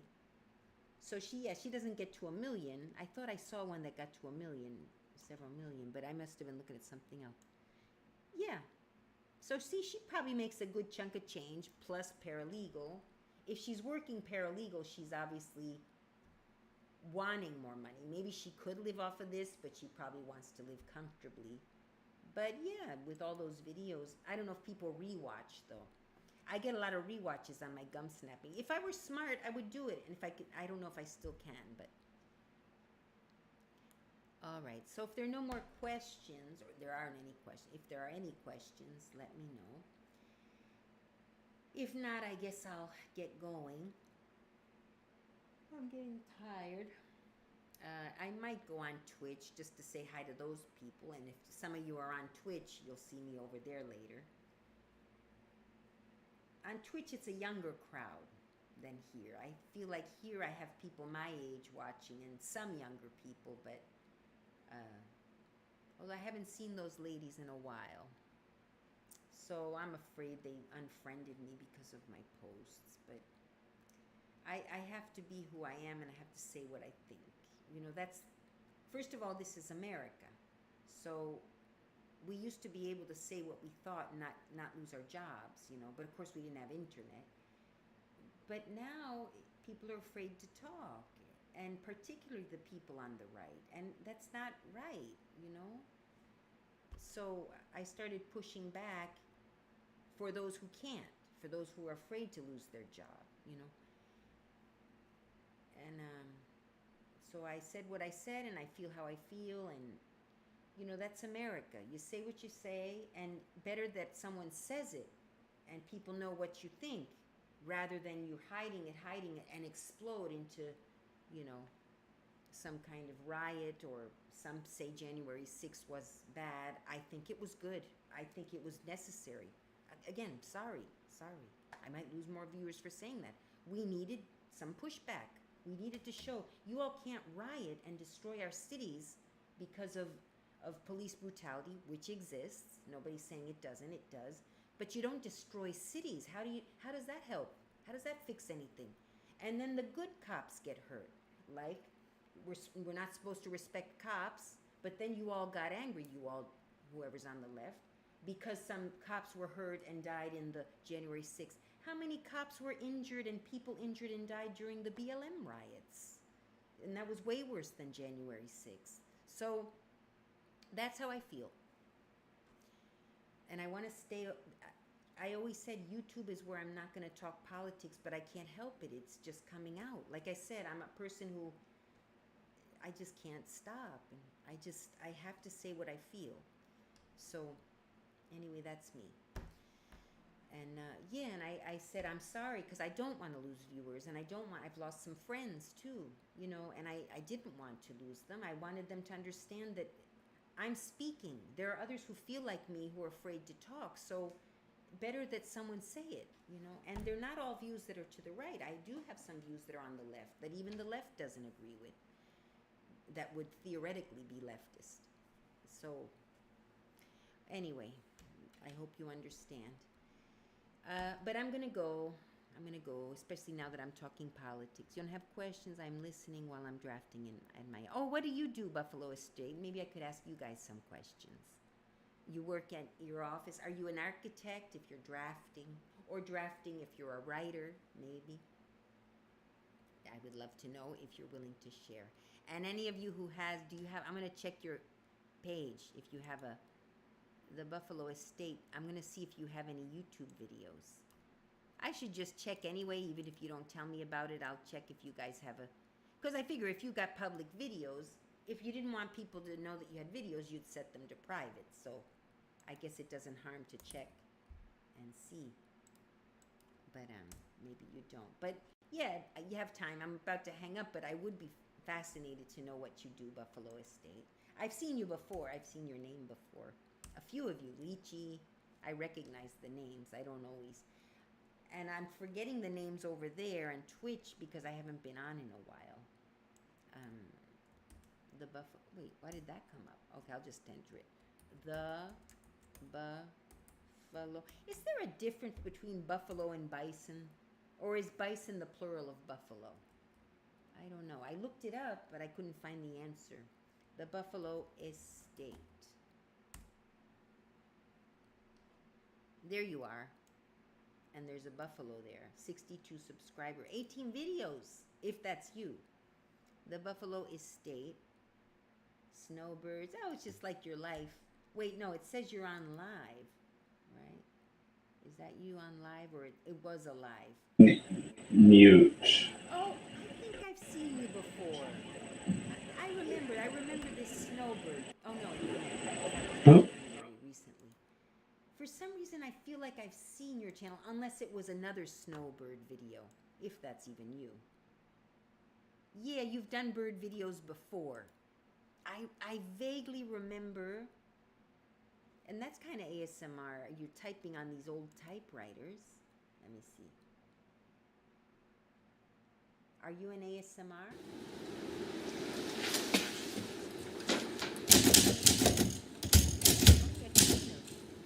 Typewriters are cool. Oh, I like that. I might subscribe to this one. Thing is, I subscribe to so many that I don't always see the new videos because I do have a lot that I've subscribed to.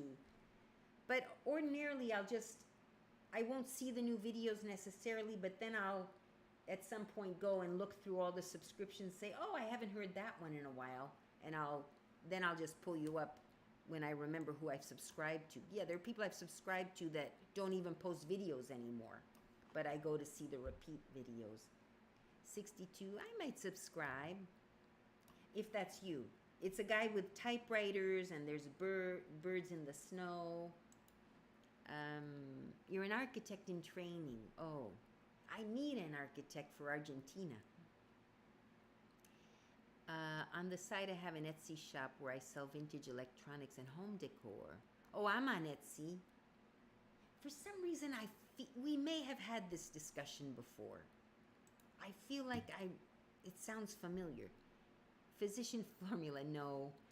I always try new stuff. I liked Physician Formula a lot, though. I really liked it. But I haven't used it right now. I had bought Kat Von D stuff, and I lost it. I lost my suitcase. It was stolen.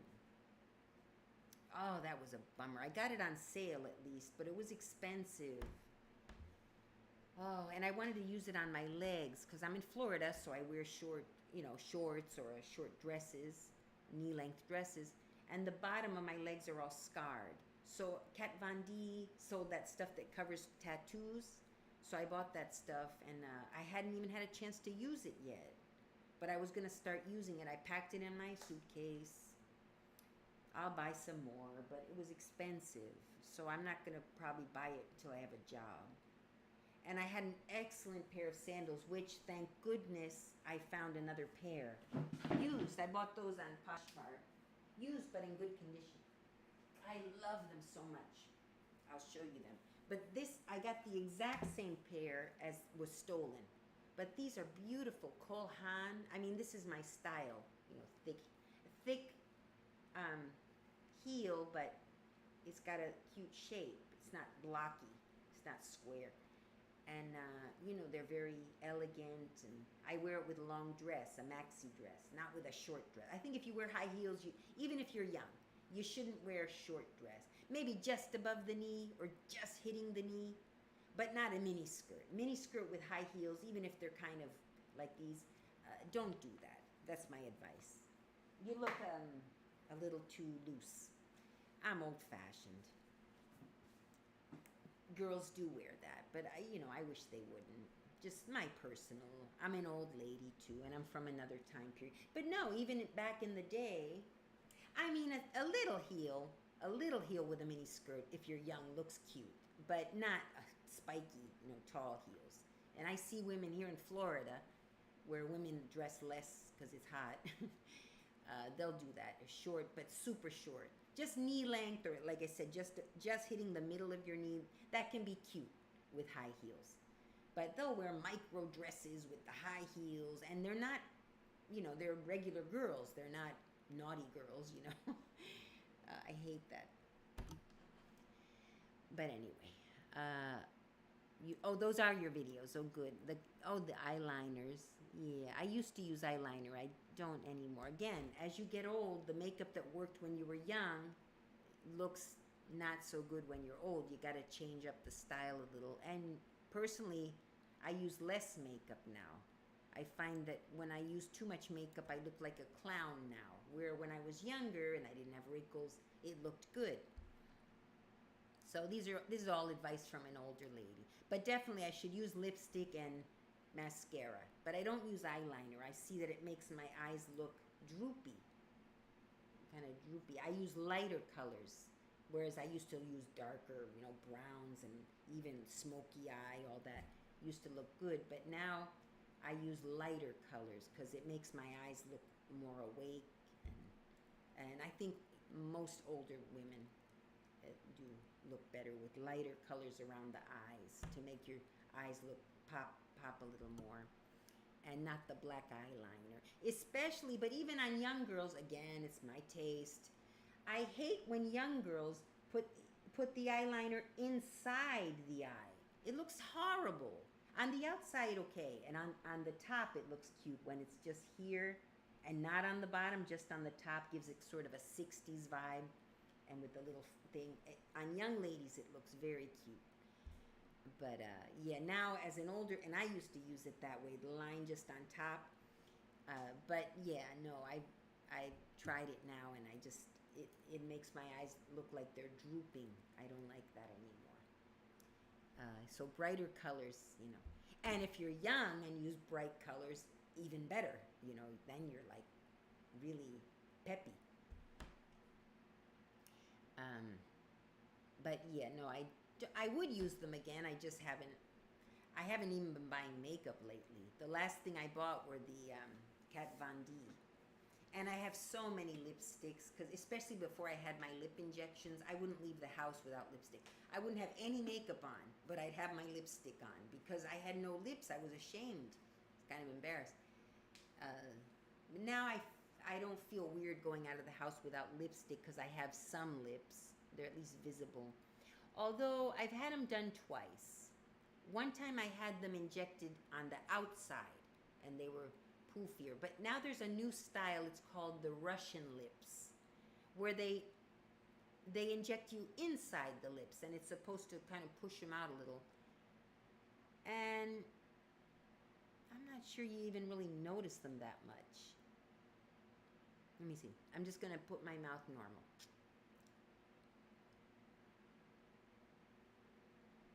I don't know. I'll look at it in a bit. There's a delay there. So for the wings, I can't do the water lines because, yeah, plus it could irritate your eyes. But some girls, they don't get irritated, but it looks just, I don't know. It looks kind of mean, you know. But yeah, the top is adorable. The top and nothing on the bottom, I would say. I mean, it also depends on, you know, how you look, your look. You know, some women can get away with things that others can't, but yeah. So, yeah, I could do a young girl's makeup, just light makeup. I wouldn't do like professional makeup, but if I had a young girl around, I wouldn't mind showing her, oh, do this, do that, so you look natural. You know, I like makeup that, all right, obviously it's not natural because the wings are not natural, but it looks very light. And if you have good skin, like no pimples or no scars, don't even use the foundation, or use just a little, just to kind of brighten it. But yeah, don't use foundation if you have smooth skin with no scars. And if you have bumps, yeah, I guess I had acne when I was young. So yeah, I used foundation, to cover up. But you'd see the bumps still. So you wouldn't see the redness. So from far away, it kind of looked okay, but you still see the bumps. And if you're under treatment for acne, sometimes it's best not to put makeup all over your face. You know, let it, clean it well, like the doctor tells you. And get your facials. I would go to facials twice when I finally decided to do something about it. What the doctor gave me didn't really help too much. A little bit it did, but the thing that made me really get well was I started using on my own what killed the pimples, but it didn't get rid of the blackheads. But it killed the breakouts was because I had super oily skin. Now that I'm older, I don't have oily, you don't notice it as much. I still kind of have oily, but it's not as bad. I started every morning putting salicylic acid, just this green alcohol. Just a little alcohol on a cotton, and since my skin was so oily, it was fine. I didn't even feel it, I'd feel like freshness. The first time maybe it was a little, but I got used to it, and my skin could take it, could take the alcohol, because it was just bright, shiny all the time, like gross shiny, not shiny like glowing. It was gross shiny, you could tell it was oil. So, I'd swipe the alcohol on not at my eyes, but, around everywhere, the whole thing, and even down my neck. So that, like, within 1 or 2 weeks, my red pimples were gone, and I stopped breaking out. So that helped that. And then, but I still had very clogged pores from the, production that doesn't get out. Sorry if I'm sounding gross. And I started going to get facials with good facialists, because you got some that are not so great.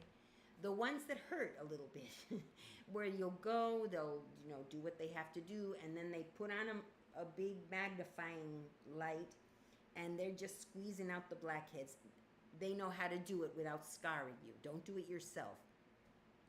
But, I kind of learned from them how to do it. So at home, sometimes after a shower, when I'd been in the steam, they were a little looser, I'd get the cotton balls and do it. You're not supposed to, so I'm not a doctor, so do what the doctor and the esthetician tell you to do. But I, on my own, did it, and it turned out okay. I'd see some, and I'd sort of squeeze them out with a cotton ball and a little bit of that green alcohol. You'll see it. It's green alcohol, at least in the U.S. Where the alcohol section, you'll see regular isopropyl alcohol, and then you'll see green one. That's the one with salicylic acid, which is supposed to be for when your muscles hurt. You throw that on, and it's like Bengay, but in liquid form. But salicylic acid is known. You'll see that in medications. It's known for helping acne. So, and cheap. The green stuff is so cheap, $1 or $2 for this bottle. So that saved me. I was already in my early 20s when I finally discovered that. There are more expensive stuff that's for acne. Witch hazel is another good thing. Very poisonous. So is the green alcohol. Don't get it in your mouth.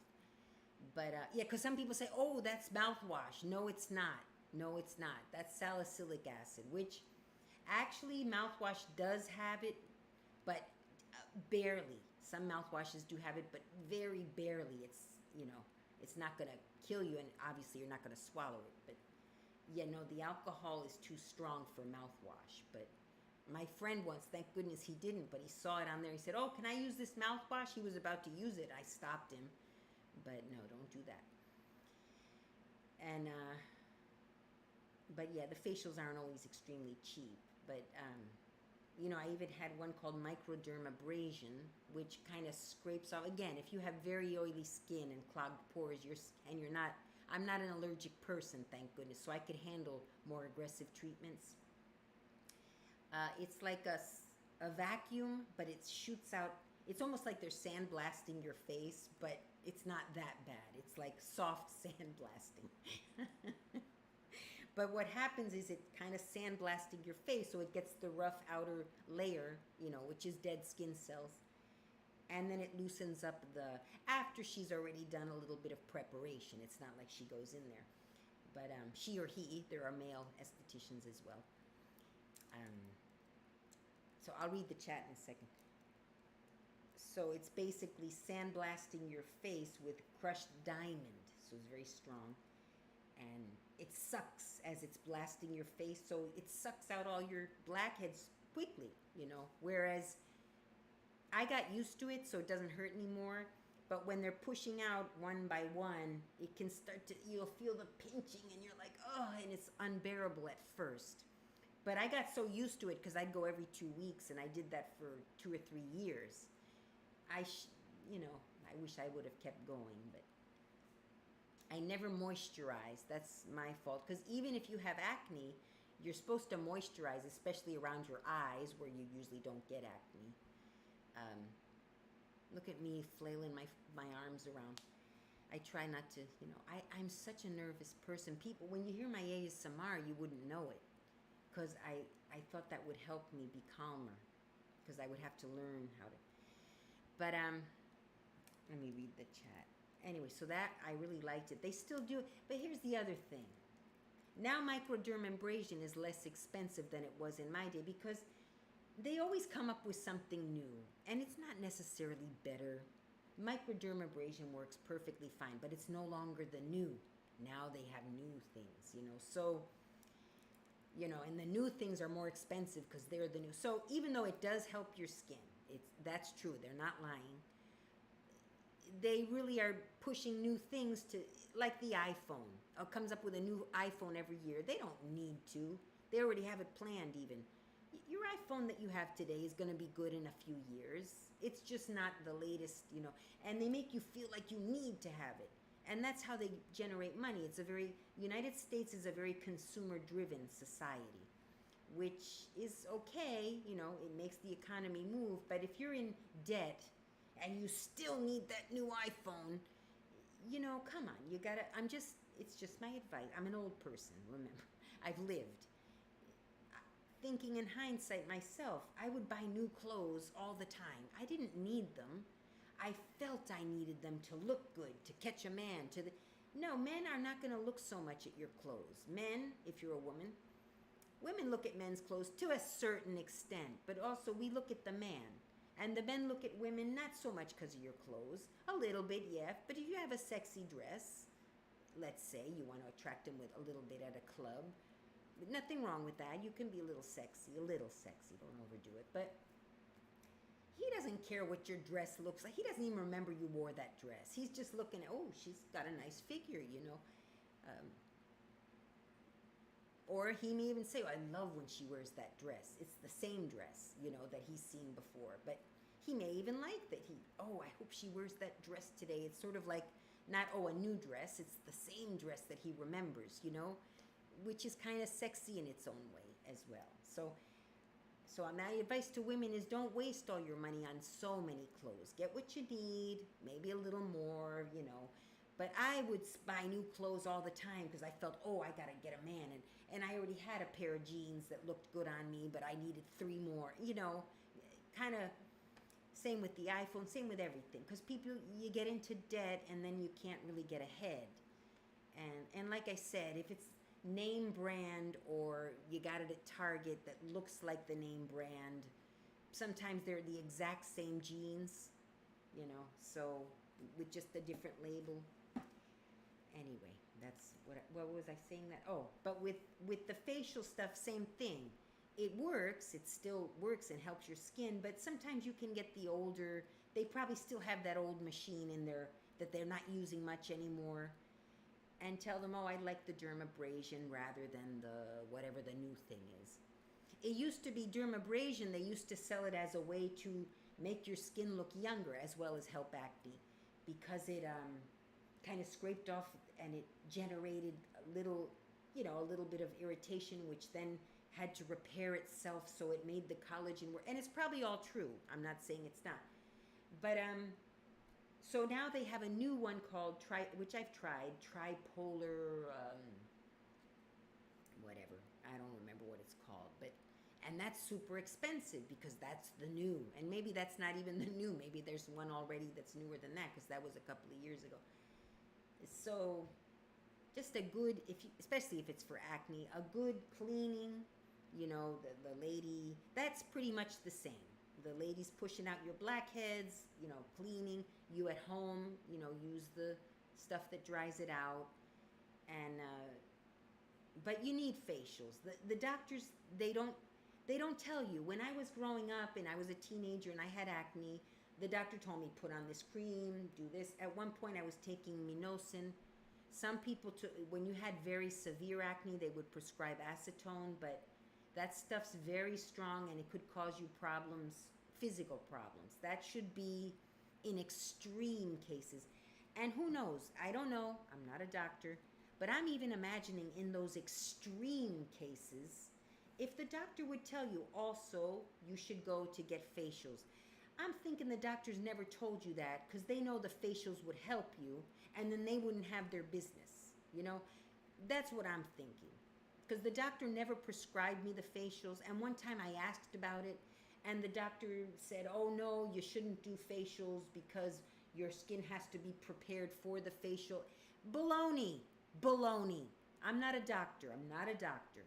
But my experience is the minute I did a facial, the first time I did a facial, with a good facial, which they're all good. They've all been to school, a licensed esthetician who's gone to school, knows how she's supposed to do it. It's not you picking at your pimples and, that is not good. You yourself touching and trying to push out your blackheads when you don't know how to do it. I later on knew how I was supposed to do it, so I did do a little bit.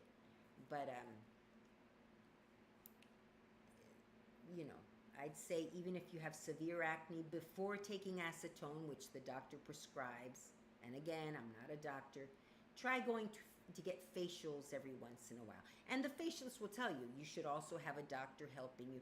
But if the doctor doesn't prescribe a facial and tell you it would help you to get some facials, it's because he just wants the money, so, and he doesn't want you to get well quickly because he wants you to keep coming back or something to, I think insurance covers it, but now facials aren't cheap, and probably insurance, I don't know if insurance would cover a facial, but, they're also not exorbitant. For just the basic teenager facial, the basic acne facial is, I don't know, these days, depends where you go, $100 per time. It's not cheap, but if your insurance covers it, even better. Maybe if you can get the doctor to prescribe a facial or something. I don't know if the doctor prescribes it. I think a doctor should suggest it, and it worked for me. Helped me a lot with the acne, and I even go now sometimes, not as often as I probably should, and especially now I'm not working, but go, and now they don't do acne treatments anymore. They do a little bit of steam. I do still get some blackheads, but I don't have acne or anything. And they do mostly moisturizing and anti-aging treatments now. So, which are sometimes painful too. They have something called Botulox. It's not Botox, which is my injection. It's Botulox, which is little needles. The esthetician can do it. I think it depends on the state, but she has to be more specially trained. She can't be just with her little license, her first little license. I mean, her beauty school license you can do. She has to take extra courses to do it safely. But they're very teeny needles. They barely puncture your, it'll puncture like the top 2 little layers. So, and it makes sense. It'll puncture, but it's not, you don't even have blood or anything. But you feel the teeny little, and then she puts on top of it the special cream that goes into your skin. It kind of goes into the layers, and supposedly, and I felt that it worked. When I had it done once, I don't think I did it more than once. Yeah, I came out and it looked glowy for a while, so that helped. But anyway, okay, anyone's still watching? Oh, 5 people. People are interested in beauty and makeup. That is true, I find. I should do it. Well, I've already talked. I should have done a separate of all the beauty treatments that I know about. But what else have I done? Facials. What is that stuff? There was the one where, these are all, you have to be an esthetician and then take the courses to do these more intensive treatments. They're even allowing in Florida estheticians to take courses that are almost, very, very basic things that plastic surgeons used to do, but extremely basic, but getting more invasive. Estheticians in Florida can take their nursing courses, so it gets more into medical level. If you're very interested in that, it's a very interesting career if you get into skin. Not so much hair too, but hair, a lot of people do hair, and a lot of people do hair well. But to find a good esthetician for skin, I've been to many, and some are better than others. And that's something natural that they love it, and they love touching your skin. They have to like it. For example, me personally, I took a few minor courses. They weren't even real courses. They were like, and they said, this is how, because I thought, oh, that might be a fun career to try. And just the minute I started having to touch the person's skin, I got grossed out, So I would never be a good esthetician. I would probably, if I ever would have followed that career, would be the one that's kind of like, ugh, yuck, But there are estheticians that you can tell from the moment they touch your face that they love that job, and they love touching the skin and squeezing out the blackheads, and So the one I go to now, I should give her a little push because she's very good. I don't get any special. I do go to her, but I pay full price. I don't get any special. Occasionally, actually, I don't think she gave me a special discount. She'll sometimes have sales, like special.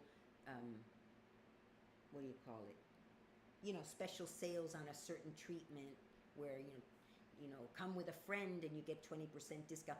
I do those, so I have gotten sales, but it's not a sale that she's offered to anyone else. So my point is, I don't get any special treatments from her that she doesn't give to the general public. So I could give her a little push because she is very good. It's called Amore Spa here in Miami. I really like it. And you could tell her I sent you. Well, Ramble Scramble, she's not going to know who I am. My name's Fabiana. If you happen to be in the area, you decide to go to her, ask me if you want her address.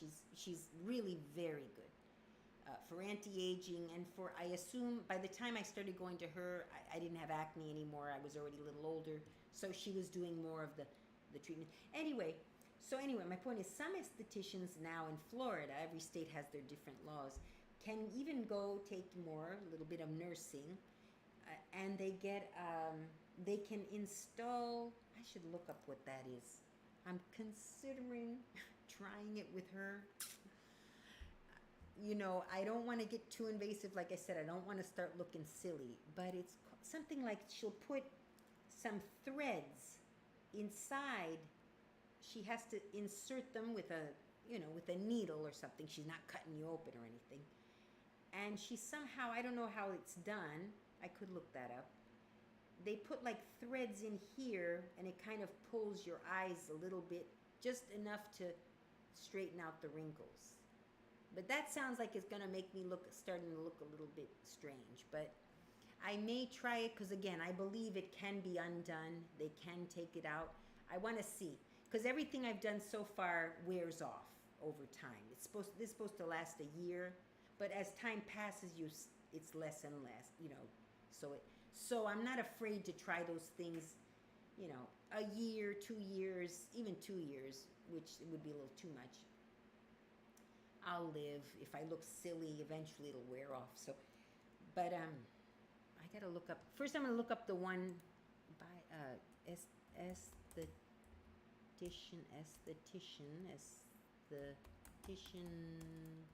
treatments,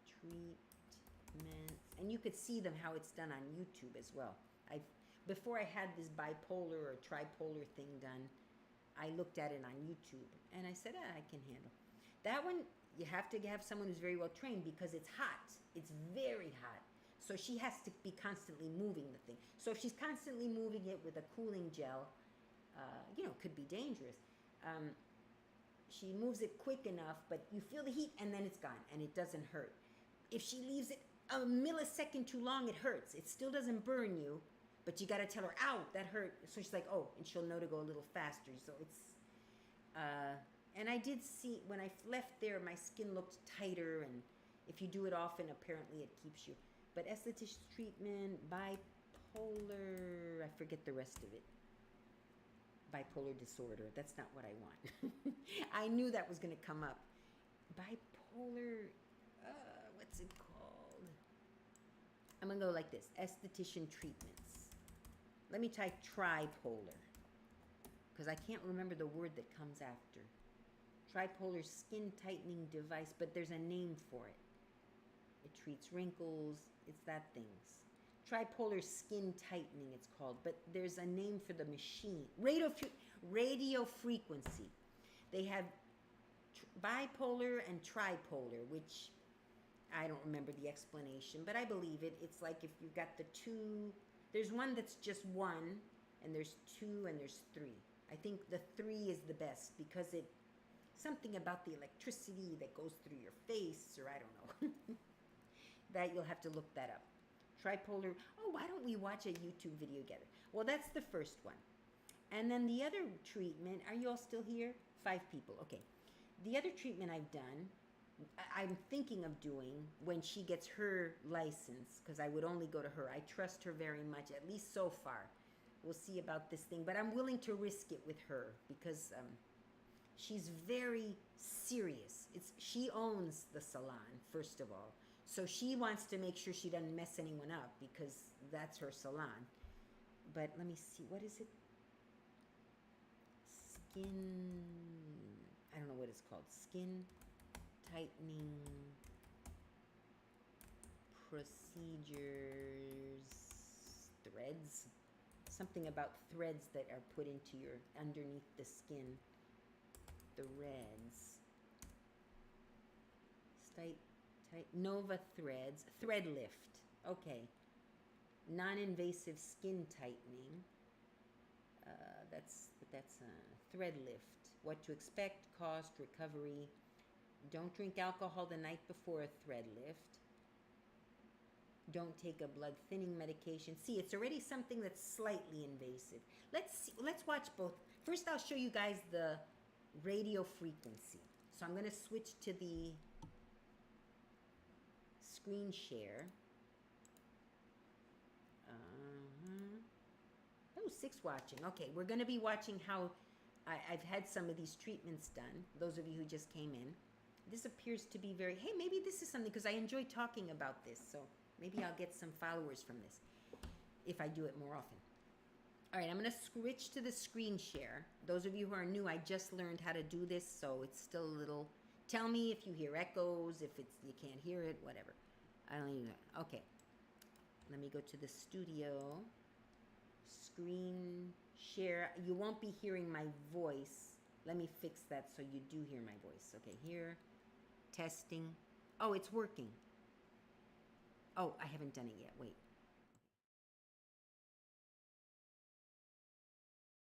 Testing. Okay, you can't hear my voice yet because I haven't added the microphone to that one. You can do it on this one. Testing, testing. Okay, I added it to that one. Testing, testing. I added it to that one. Oh, wait, I forgot. It won't until I switch it over. So wait, live cam works. Okay, I'm just going to go through this one more time and then we'll watch the video. I just want to make sure. Okay, this one.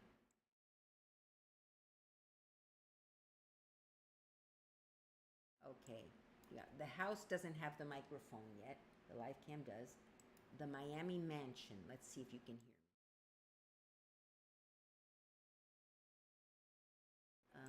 me. No, that one doesn't.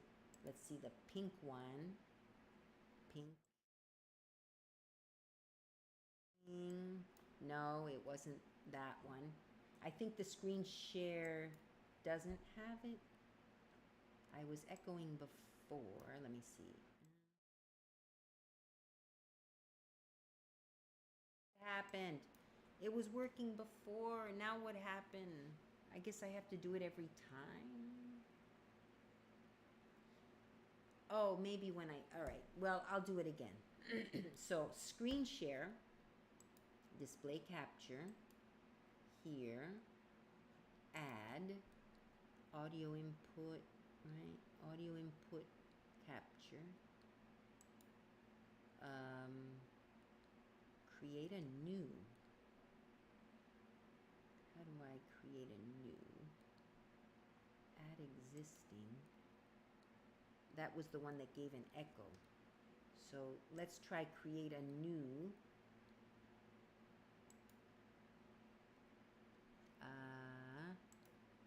JLab. Testing. Testing. Testing. Oh, now I got it. Hang on. Now you see my screen. Testing. Testing. Okay, that's working. I got to make sure the others are off. I'll fiddle with those later. Okay, now we don't have... So theoretically, you can hear me on the screen share. Let me put another screen just to be sure. And then see on the... Okay, that's working. I gotta make sure. Okay, I'm gonna wait till that other screen shows up. I think you can hear me, right? Put another screen just to... Oh, okay, so I think it's working. If it's not working, well, you won't hear me. I think it's working because I hear myself on YouTube, so I'm gonna wait till that other screen. Okay, good. So now we're gonna look up radio frequency. There we go. All right, I'm gonna look it up on another one though. YouTube. YouTube. Tripolar. I've only done the bipolar radio frequency. And then, oh, wait a minute. Oh yeah, I'll have to mute the microphone so that I can hear it and you won't hear the echo. So we'll do that. Here's Kobe. Oh, I should show you Kobe. I love Kobe Monkey. Oh, but we're gonna do the bipolar. But if you Kobe friends, oh, she's so adorable. She's like a little child. She's curious. You know, her mother will be doing the lady's pregnant. They're in Vietnam. Oh, it's so sweet. So sweet. Okay, but I'm gonna stick to the topic. So I'll see the tripolar. I don't know how that one works. I did the bipolar. Tripolar radio frequency skin tightening. Skin tightening. How does it work? I want to see one actually, and that's kind of ASMR too.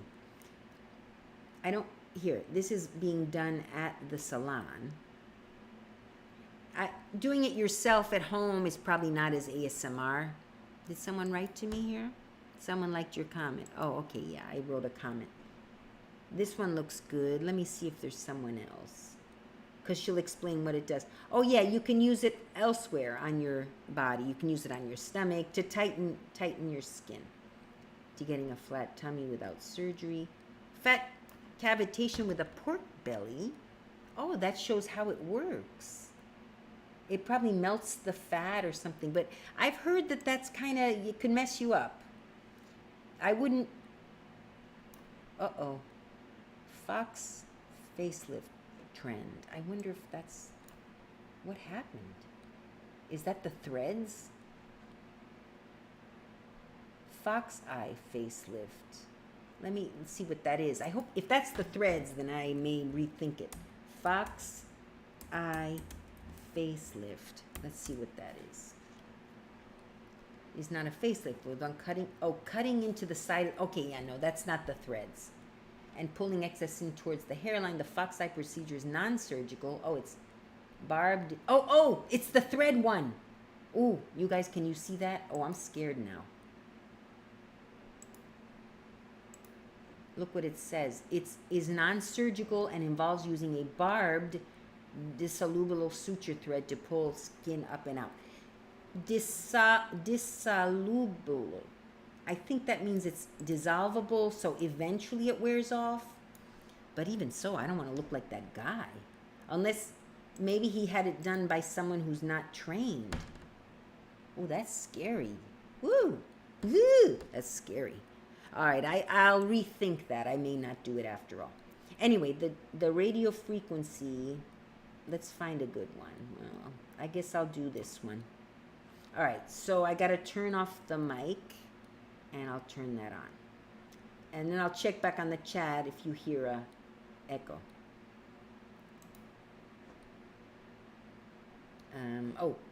Okay, I'm about to mute the mic. Let me check for any questions. All right, I'm about to mute the mic. So, and I'm going to run this video. All right. How to use radio frequency? I want her to do it on someone else, though. Okay.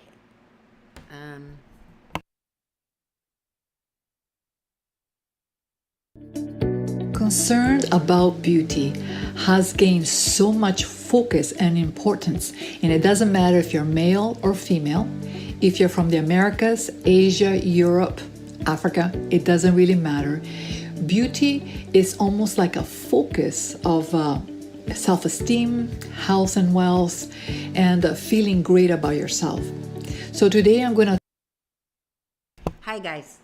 Hello guys, I hope you can hear me. What I'm going to do is watch the chat on my phone. So if it's echoing or the sound is bad, please let me know. Okay, thanks. talk about radio frequency and also the steps how to do it properly, and also what you can do internally, because what you do internally, it will affect the externally. So let's get started right now. Very quickly, my name is Maria from Vancouver, Canada.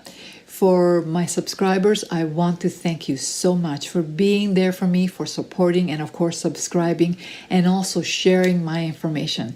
For the individuals that do not know me, well, hopefully you will enjoy this tutorial and then you decide that you want to subscribe because you want to see my next tutorials. If you have any concerns about your skin or anything that is private, you can reach me on Instagram, and there is a link below. It is for you to be a little bit more open to me, to send me pictures of your skin if there's any concerns. So please do so. Have you missed my live webinar? I am so much into health and wellness, because whatever you see on the outside is what's happening internally, especially if you have acne. I have a tutorial about acne, so please do look at it. If you have concerns about fungal acne, I have another tutorial about that. Now, this tutorial that I'm going to be doing is going to be in different steps. This one here is going to talk more about what radio frequency is. The next one, and I'm going to be doing on the face, the step by step. The next one is more going to be more onto the neck and the décolleté. And the third one is more about the contraindications and the mistakes. Radio frequency, and please do not get it confused with a high frequency. And I do have a tutorial about the high frequency. The radio frequency, it is, both of them, however, are alternating currents. And the frequency of the current will cause thermal damage into the skin. And the alternating is 0.3 to 10 megahertz per second. And the frequency will cause the rising of the temperature inside the tissue. And it goes deep into the dermis, so it does not affect the epidermis. Now, because it does not affect the epidermis, we don't see really what's happening, but there is a certain, this called a thermal damage. This thermal damage will stimulate the fibroblasts, the little cells in the dermis, and these fibroblasts, will repair and firm up the collagen fibers. This process is called neocollagenesis, and it is a good thing. However, if you overdo it, it will cause more damage. It will do the opposite. So how does it work? The advantage of using radio frequency is that it can be used in every single tone of skin, so from the lightest to the darkest. And the reason Another thing, yeah, if you have black skin, be careful, because there are certain not the treatments as much, treatments too. Again, I'm not an esthetician either, but there are chemicals that sometimes, or things they put on your skin that can destroy your beautiful color. So, make sure, again, a very licensed esthetician, somebody, who has been in a few years, and ask them, have you worked on black skin? Because you want to keep your skin beautiful and glowing and dark. You want to keep it dark. You don't want to lighten your skin. Why? It's beautiful. You've seen women with lightened skin. They look ridiculous when they put all those creams to make themselves light. That's more for white women who have spots, and maybe they want to get rid of spots. But don't ever lighten your skin. You lose the glow, and you look like a pasty. The people who have done that they don't look healthy, or they look just pasty. So what you have, the darker your skin, the more beautiful. And yeah, make sure they don't use a chemical that destroys that. They could make your skin, forever. It could destroy it forever. Be careful. But anyway, she apparently says that it's okay. She sounds like she knows what she's talking about, but be very careful. Okay, let's listen. The reason why is because the radio frequency goes deep into the skin, opposed to laser. Laser works more on the surface of the skin. So some tones or some coloration, they cannot do laser because they might get some discoloration, light or dark spots. So radio frequency, it's a good treatment. However, it needs to be done correctly. And I will go more into detail later on. I have a really good picture here that I want to share. And this has a picture here. This is a younger skin versus an older skin. And so you can see here in the older skin, minimizing of the hyaluronic acid. You can see the collagen fibers and the elastic fibers getting quite different from the young to the old. And the radio frequency does not work on the outside. We have other things that we can do from the outside. The radio frequency works more in the inside of the dermis. However, something that's very important is that if you use the radio frequency too long, it will also minimize the hypodermis, which is the fat tissue. As I mentioned before, is that radio frequency is done in medical spas, so doctors are doing it. When weight kept them down, science helped them soar. When morning kisses turned, estheticians are doing it, and also you can do it at home. Is there a difference? Absolutely. So if you're getting your treatment from a doctor, the treatment might cost $2,000 to $3,000. And it's like, I'm sure you heard before, thermage.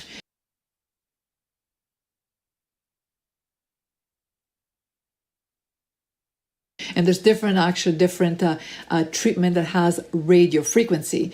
And it's a little bit more evasive. The esthetician has also different machines.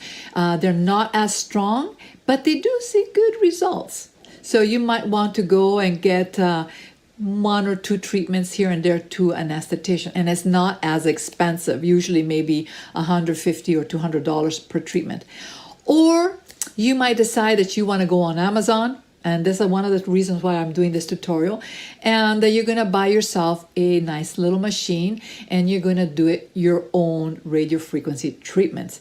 So, and however, those machines are not as strong as the esthetician machine or the medical machine.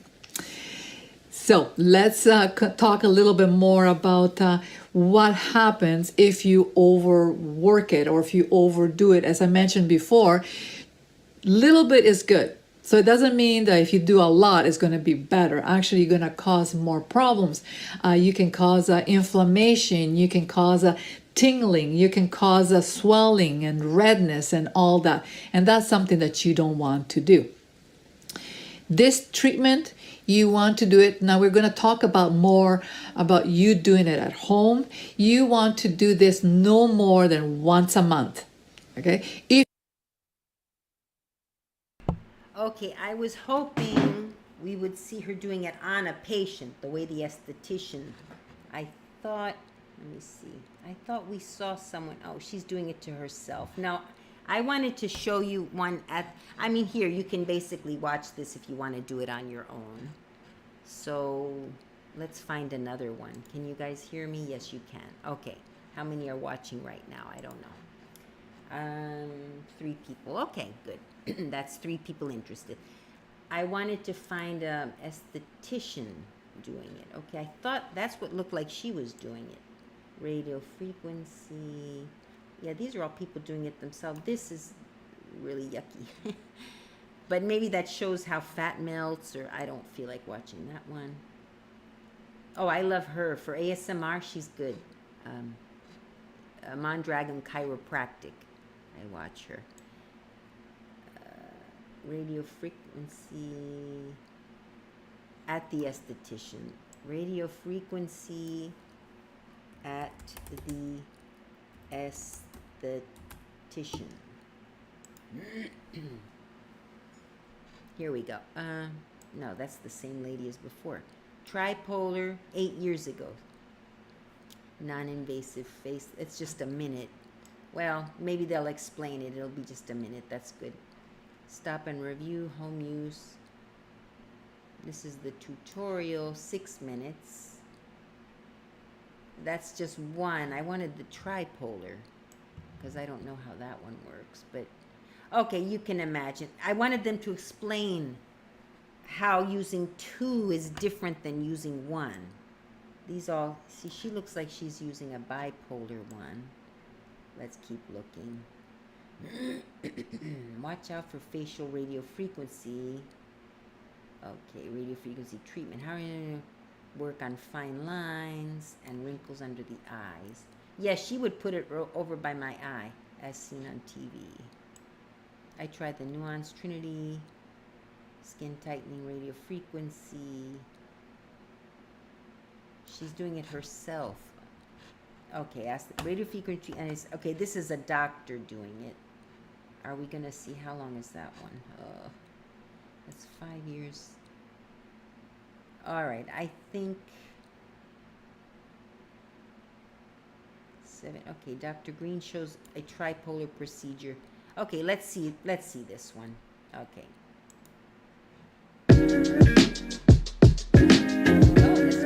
Oh, I gotta turn off the thing. Oh.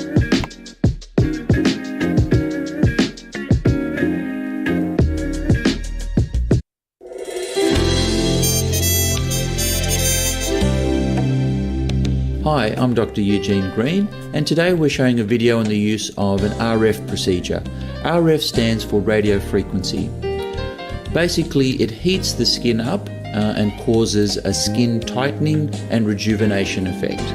Usually multiple treatments are required, but patients often notice a result even after the first treatment. Here we can see me applying some glycerine, which acts as a lubricant. This particular setting is designed to stimulate muscle activation, and it's called DMA, which is deep muscle activation. You can see her jaw muscles in particular contracting, and the idea behind this is to create a lifting effect. In this area we are working on the frontalis muscle to establish a lift for her eyebrows. You can see the eyebrows twitching, showing the muscle contraction. But now we've moved on to the RF treatment, which is basically heating the skin, in particular the dermal layers, where the fibroblasts are being stimulated to produce more collagen, and there's also an instant tightening effect of the collagen that shows almost immediately after the procedure. Usually the patient will require 4 to 6 treatments to get the desired effect, usually done about 1 week apart.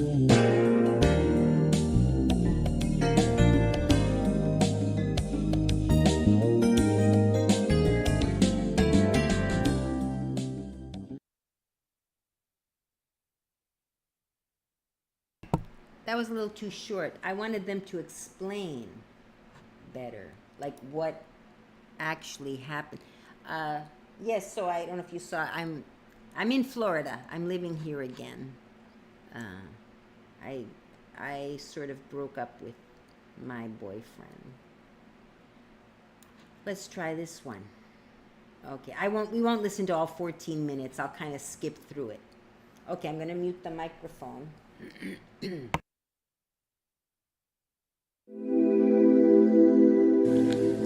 We are here to do the RF machine treatment. So the machine here we have actually is composing probably 5 different things that you're going to have. The first one is radio frequency, which most of the headset will have that. And then you're going to have the ultrasonic, which is basically a deeper level of penetrating to the deep cell of the fat cells, all right? And then we're going to have the photon, which is basically the light equivalent to the LED light. And that 3 major... Hi, I'm back again. I might stop it and talk a little. Remember, now this is a super duper machine. I don't know if he's a doctor or what, but remember, it's not just for the face. So he's got different heads, and when he said one, you know, the different polarizations or the different types, one is for fat cells, for example. That one would be for your body if you want the fat to melt. Or I don't know. I think it melts the fat. I'm not sure. I've never done it. I don't ever intend to, but you know. So everything is for a different reason. Some are for the face, some are for the body. So that's why he's saying all the different ones. Okay. Components of that. We have 5 handpieces in it. The first one is the bipolar, which is for the face only. And then the second one is a tripolar, meaning that there are 3 polars in there. That's used for the body. All right? And then you have this M38, which is the ultrasonic one, and also actually has the photon lights or LED lights in it. And then that's for the face. So the other piece is the M80, which is ultrasonic piece, and it works in conjunction with the foot pedal. So you want to actually step on the foot pedal to make it work. If you don't step on the foot pedal, it's not going to work. So, and then the other thing you can do is actually step off the foot pedal when you need to pause the machine. And the last piece is the vacuum with 8 polar, and then this piece actually has a vacuum function to it, and then also has an RF machine in it as well. So you actually have a RF frequency in it, and then at the same time you do the vacuuming.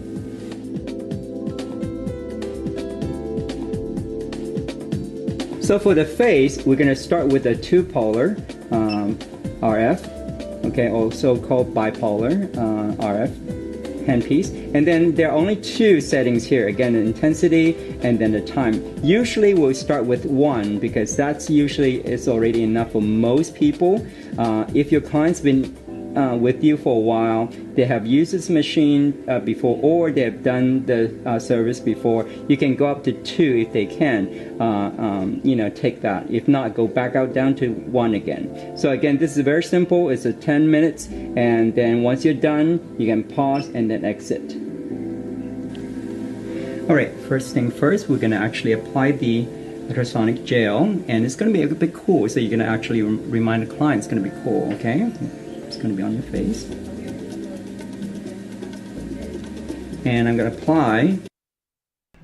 See, that's one of the indications of they probably teach them at school, but there are certain ways to treat the customer. For example, oh, be careful, this is going to be cold, or just warning you, it's going to be cold. They warn you before touching your face with anything. And another thing they do is they don't start just touching your face. They sort of start touching your face more delicately, so it's not a shock, even if it's just their hands massaging or whatever.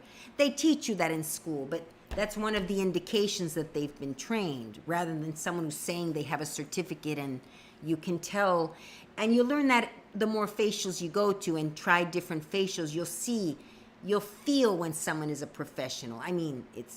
Someone might know how to do it and they're not, but ordinarily, if they have a public place, if you have it done in someone's house, for example, they may be a professional and decide to work from home, so that's fine. But you're not guaranteed. They might be someone working from home because they're not legitimate, so that's my point. But that's one of the indications, when they either warn you verbally or warn you before they touch you, even, like I forget what they do. Actually, I don't even remember, but when I think of it, I'll tell you. Okay, I'll let you guys watch. Enough so that you're not too much and then not enough either. So just good amount.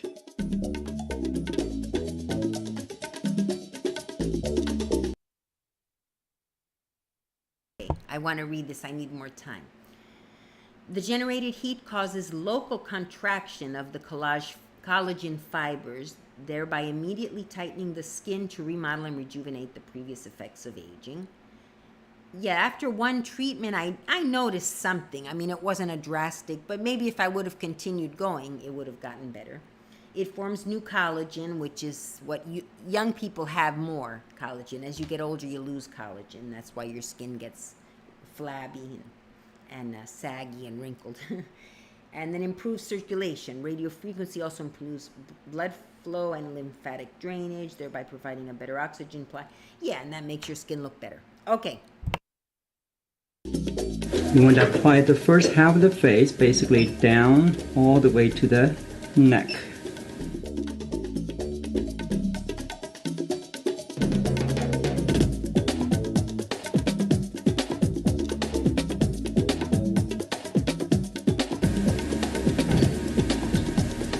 Basically, you're going to use straight lines,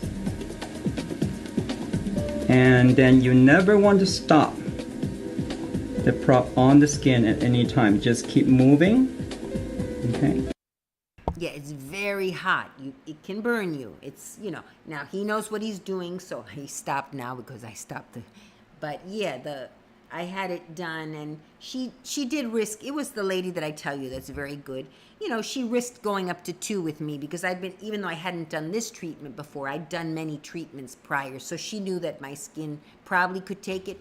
So she put it up a little and it was going well, but then I started just for a millisecond feeling the burn. And she said, the minute you feel a burn, tell me, because, we don't want to burn your skin or whatever. And then she turned it back down to 1. But, like I said, it works, and if you have a trained person. Okay, I'll let you keep watching. I'll stop. I'll just let you watch, and I might start skipping. Although it's kind of interesting, I might watch the whole thing. But if you guys are getting bored, tell me, and I'll skip ahead. Yeah. So keep moving.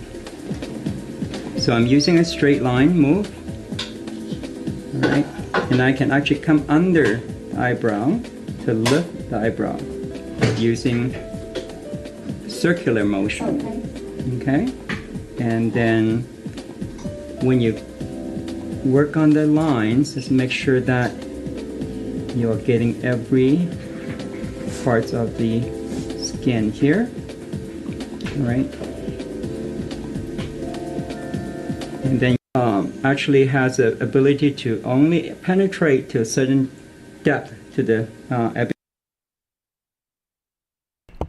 One pole or electrode, current flows through body and resistance occurs in subdermal tissues. Oh, monopolar. Okay, here's the difference between these. And he said the tripolar is on the for the body, but I thought you could use it on the face too, but maybe I'm wrong. So with a monopolar, one pole electrode, current flows through body and resistance occurs in the subdermal tissue. A grounding pad can be used to complete the electrical circuit. Two poles and a complete electrical circuit allows for more control of penetration, deep or just upper layers. So yeah, apparently it penetrates differently. Okay. Epidermis, and then because it's bipolar, the electricity passes from one pole to the other. Okay. And so it doesn't penetrate too deep. So this radio frequency machine basically tightens the skin and making sure that, you know, all the collagen underneath the skin after, you know, from age 25 on, which, you know, the collagen will actually lose the elasticity of that, and then the radio frequency will try to tighten that up, and then lift and curve, and then also straight lines and circles up and over.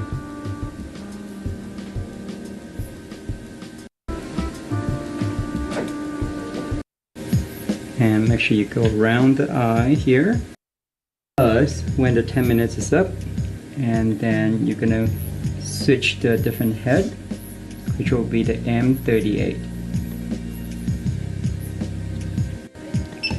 Okay, so the second piece for the face basically is M38. Again, you come to the setting page right here, and mode again is like from P1 to P10. That's basically how much of time that you're emitting the frequency. So I would start probably around P4 or 5. And then so the speed of it. And then intensity from 5, you go up to 5 watts. So I would do probably around 2 to start with. And then the photon mode, you can go into off. Basically, photon mode is the light frequency that will be actually emitting from the sides of the handpiece. And then for the neck, I usually turn it off for sure. And then for the face, I will make sure that they don't have any sensitive eyes and any implants on the mouth and things like that. So I'll turn that off. And then if they are okay, if they're healthy, then I will turn the photon on. All right. And then time again is 10 minutes. And then once you're done with that, you can always turn on and off during your session. You can pause by doing that, and then just kind of continue with the time, and then it will take you to 10 minutes. And after the 10 minutes, it will stop, and then it will beep you, then you're done. And then you can exit that. You usually start this in the lower part of the face, okay? So again, this is a much more cooler one. They really don't feel the heat, right? So, and this is a monopolar, meaning that there's only one direction where the frequency actually penetrates directly into the subdermis area.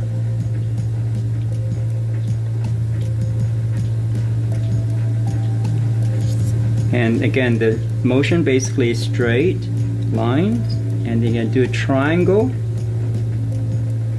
straight line, fat cells, and so the face will slim. Okay, and you can go around the forehead as well, really quick. Okay, don't need to spend a lot of time on that, and just so see the light actually blinks faster when it go higher. That means the emission of the frequency more regular.